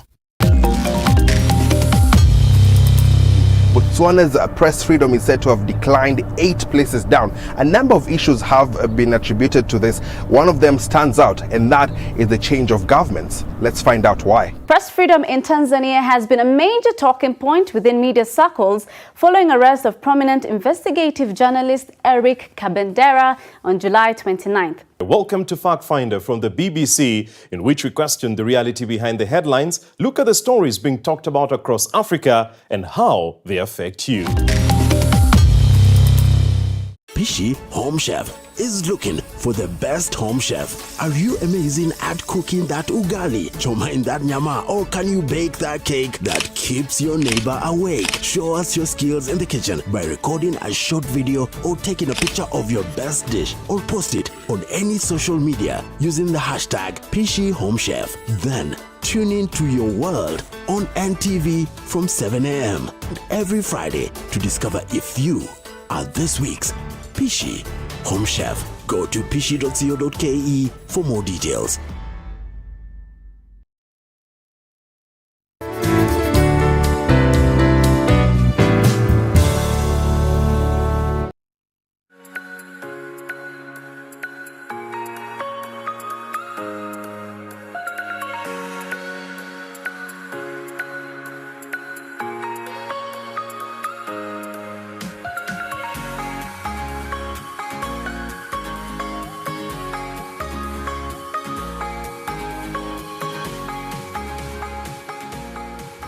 The beauty that is Kenya pictures there from Kijave. Thank you for staying with your world. My name is Gladys Gachanja. Again, this is a show that is instilling hope and, of course, reminding you that life gives you a second chance. You just have to look around, see it, grab it and run with it. It shall be well, despite all the uncertainty around us. And speaking of which, we still have some quotes that can push you through such times. And there's one here from Anurag Prakash Ray, who says, a second chance doesn't mean anything if you did not learn from your first. Something that was actually affirmed by Ian when he said you've got to own where you came from for you to understand exactly where you need to go. And let's take a look at some of the stories making headlines across the globe. And speaking of stories of hope and second chances, 106-year-old Connie Tachen leaves Birmingham City Hospital, applauded by healthcare workers after 3 weeks of battling COVID-19. She is believed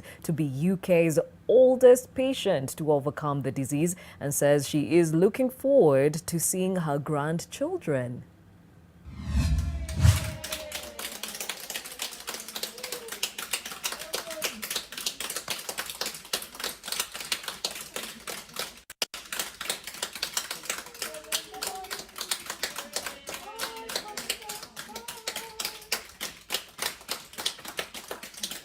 Do you remember earlier on this morning we was having a chat, and do you remember I was telling you that you were the eldest person to have survived this nasty virus that's going round? Oh yeah. Yeah. Do you feel lucky that you've survived all of this? Yes, I'm lucky. Yes, I do. Are you looking forward to seeing your grandchildren? Yeah. You're looking forward to a nice spot of lunch and then go home? Yeah. I'm hungry. You are? There is surely hope even as we face this pandemic. Now, worshippers at Johannesburg's Nizamiye Mosque celebrated the Fast Friday prayer in 2 months after lockdown due to the coronavirus pandemic. Only 50 worshippers are allowed inside at a time, and congregants also undergo temperature tests before entering. I came here hoping to get an opportunity, and when they allowed me in, my heart already started. And just to be after to come and perform Juma in a masjid, it's just all the emotions are flooding up here. My heart is eager to get in there. I'm so excited. I'm so happy to perform my salah in a masjid. Well, it feels very good to be back. You know, I never thought we would miss the mosques, you know what I'm saying, because we are so used to it. So you only realize it when you lose it, or when you lose the opportunity to be with it. So thank God we are back. And I hope it will get better in the situation. I tell you, in between two congregants, we put at least 2 meters gap, first thing. And it is compulsory to wear their own masks, and also... And to some more positive news, in the face of the pandemic, New Zealand has officially lifted all the domestic coronavirus restrictions after its final COVID-19 patient was given the all clear. Prime Minister Jacinda Ardern revealed she danced around her living room when she was told about the milestone, and the South Pacific nation, with a population of 5 million, has had 1,154 confirmed COVID-19 cases and 22 deaths. And so today, I can announce that Cabinet has agreed we will now move to level 1 to get our economy fully open again, and we will start almost immediately. We move down to COVID-19 alert level 1 from midnight tonight. Well, it is possible to flatten the curve, and a quick look into the world of sports. Werder Bremen and Wolfsburg became the latest teams to show solidarity with the Black Lives Matter protests, joining Borussia Dortmund and Hertha Berlin, players who took a knee ahead of their Bundesliga matches at the weekend, on a day on which several Bundesliga clubs lent their support for the demonstrations. The starting 11 of both teams gathered around the center circle and dropped to one knee for a moment's silence shortly before kickoff. Dortmund players also donned t-shirts with slogans against racism and police brutality during their pre-match warm-up. Elsewhere on Saturday, Bayern Munich players wore black armbands with the message Black Lives Matters, while Mainz striker Pierre Kunde took a knee after scoring in his side's 2-0 win over Frankfurt.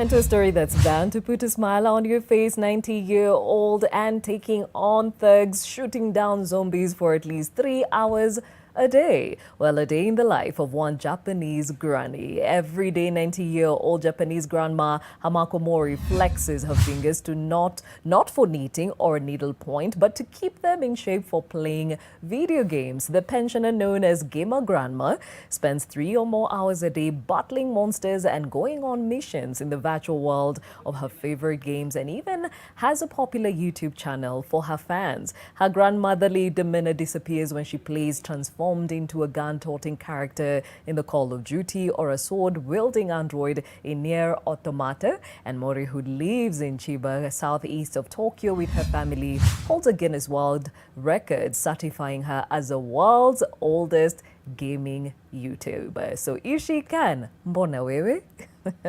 All right, now to something else. Immersive Art Pioneers Culture Spaces unveiled the largest digital art center in the world. Housed in an abandoned Bordeaux submarine base, which was built by the Germans during World War II, the exhibition space was chosen not only for its vast size, but for the pools of water in which the projections can be reflected.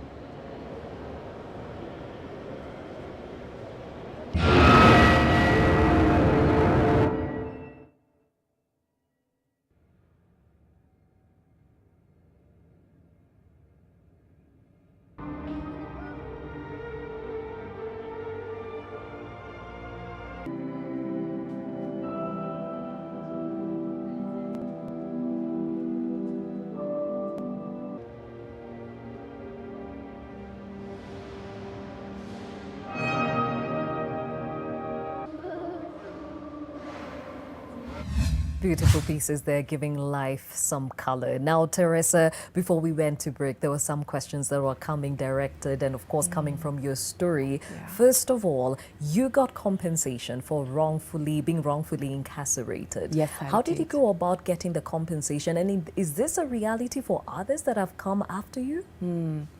I truly thank God so much, because I eventually got to taste justice. Let me tell you, Gladys, when you're in those courts, if there's something you so long for, is that clearance that indeed you didn't commit that crime. And I'm so grateful to my father and my family, because seeking for justice is not cheap. Hiring lawyers, every day going into those courts. And let me tell you, getting a date is not that easy. So you can go in January, you're told come back in April, and so it takes a long time. These wheels of justice drag so slow.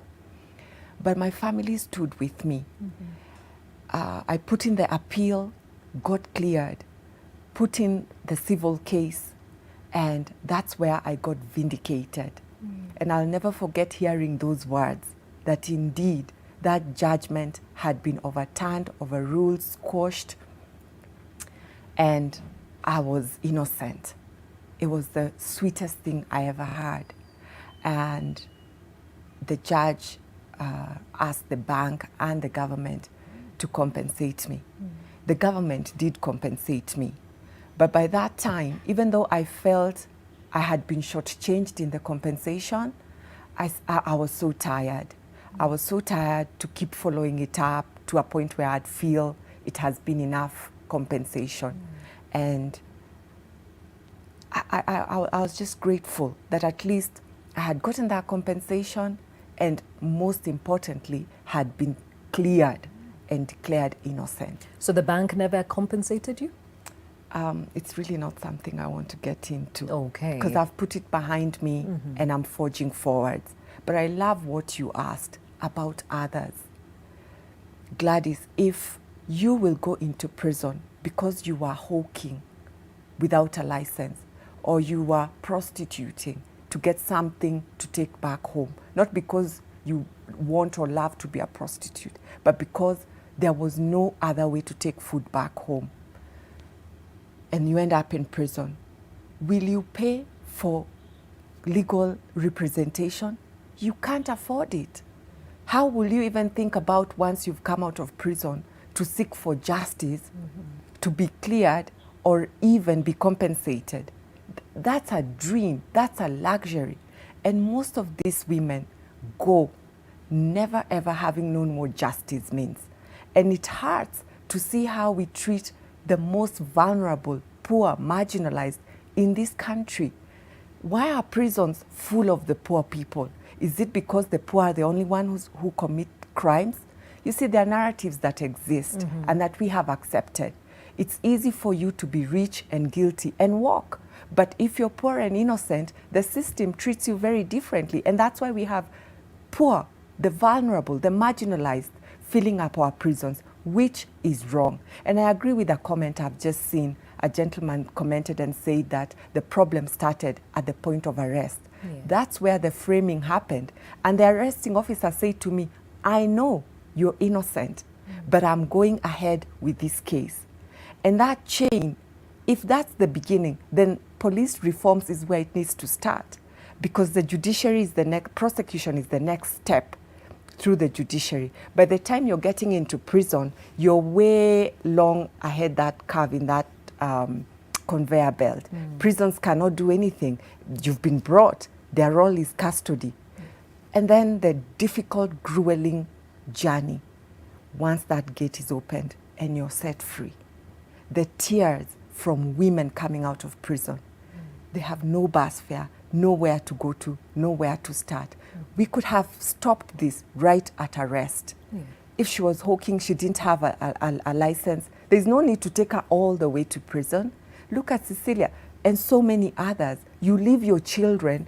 I mean, Gladys, 90% of women in prisons are mothers, sole breadwinner. So when she's in prison, she's left the very children she was trying to fend for alone, vulnerable. The cases are disheartening, and we cannot continue treating our vulnerable and most poor this way. Miscarriage of justice, as put to perspective by Teresa. And speaking of which, Cecilia, maisha yanaendelea, you lost some of your time with your children, lakini sasa uko nao, uli forgive wale walikufanya hili tendo ama ambayo walikupeleka jela?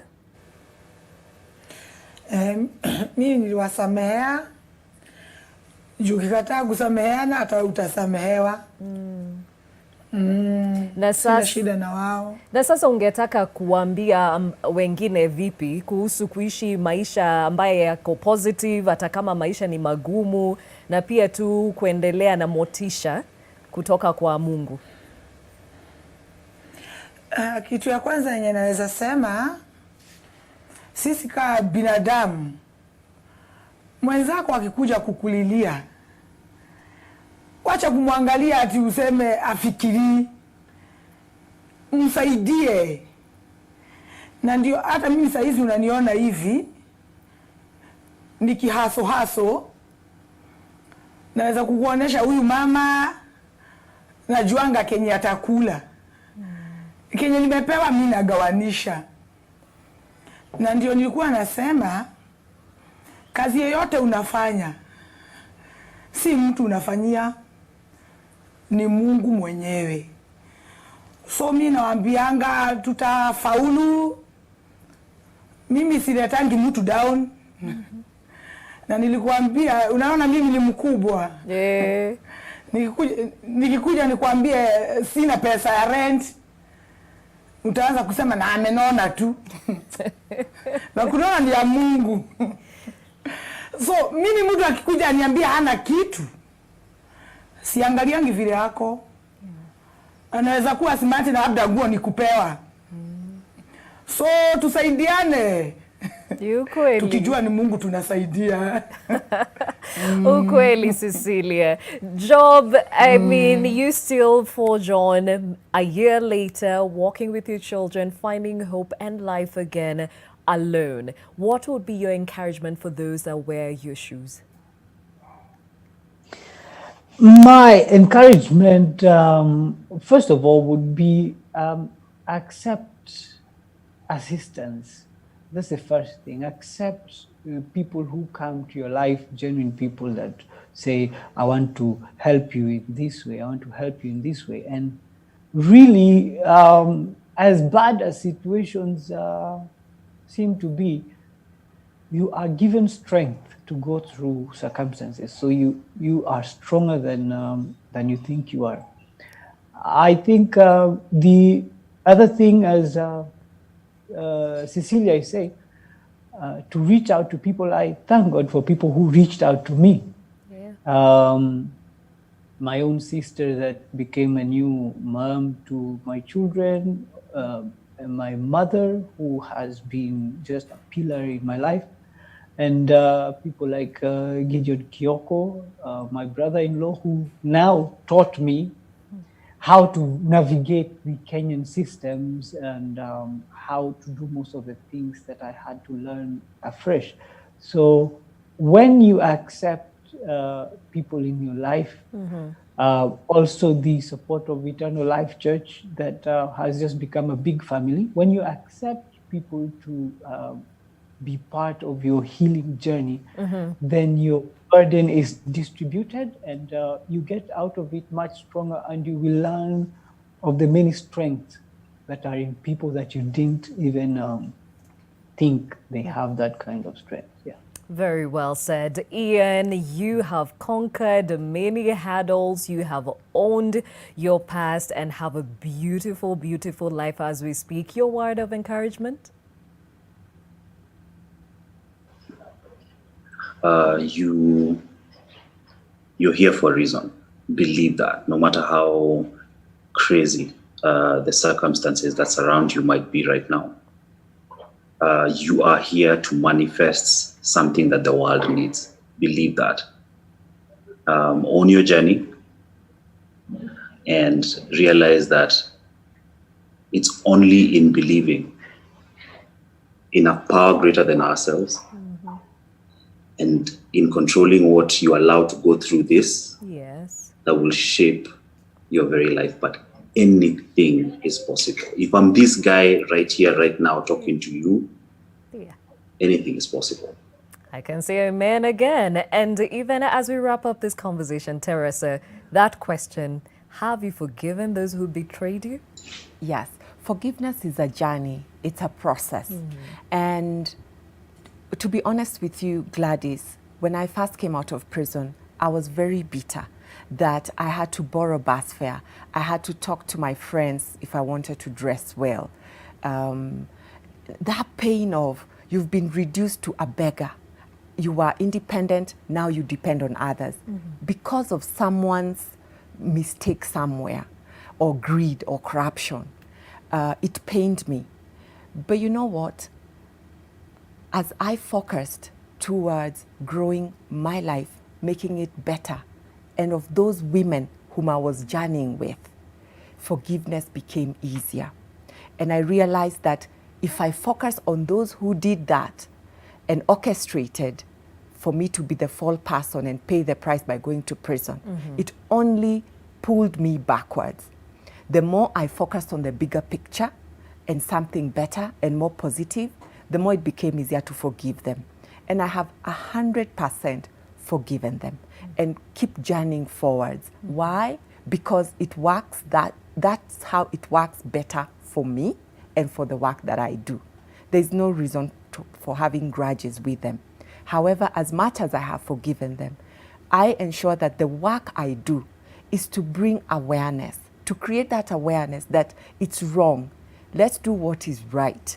To create awareness of what such decisions cause to my life, for instance, and the life of my family. The same with Cecilia and the very many other women. Let's correct this. Forgiveness, yes, but correcting so that it doesn't happen again. Well said. Teresa Njoroge, founder and CEO of Clean Start Solutions, who is also a criminal justice reform advocate. Cecilia Njeri, who is a single mom of 4 beautiful children. She was once incarcerated, but look at how she is glowing and pushing on with life. Job Mutiso, who is a widower, but his life is an inspiration in itself, even as he finds hope and encouragement to face every single day with his 2 children. And Ian Jagger, who is a creative, he has lived experience with mental illness and substance abuse. But as he said, if he is here to tell his story, you too can make it despite whatever. Thank you so much for joining me on this conversation. And before I let you all go, did you know that sadness is a natural emotion that is associated with loss and disappointment?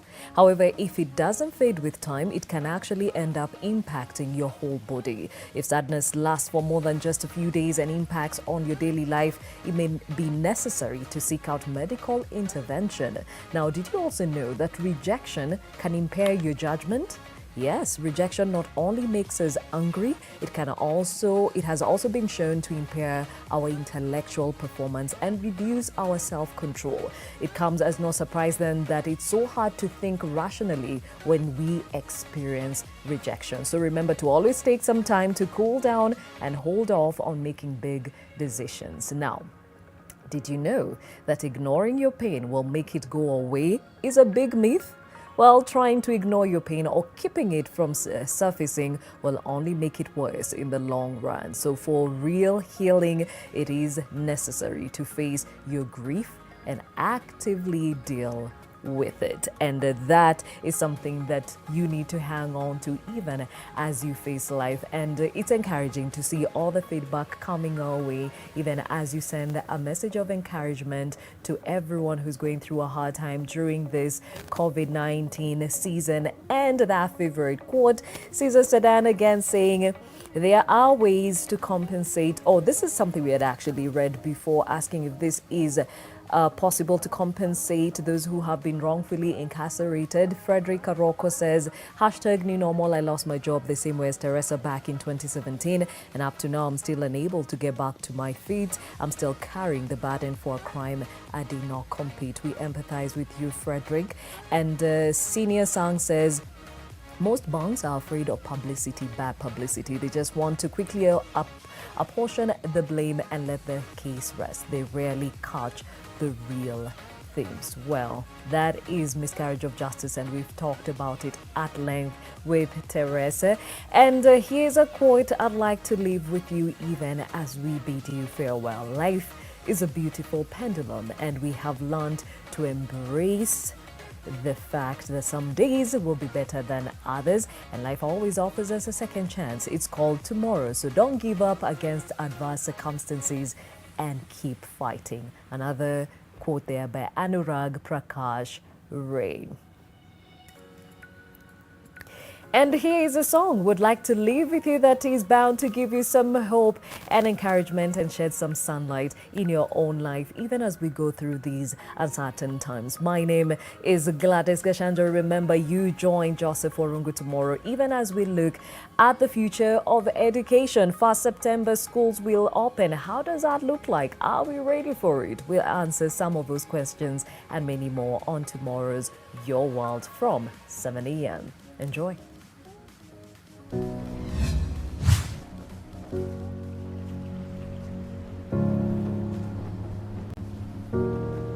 You are not hidden.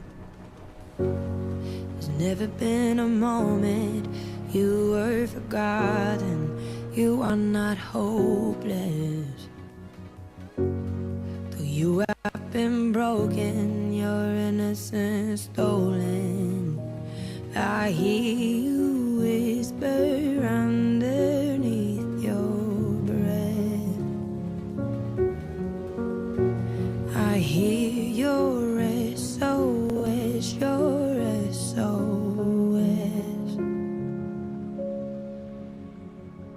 I will send out an army to find you in the middle of the darkest night.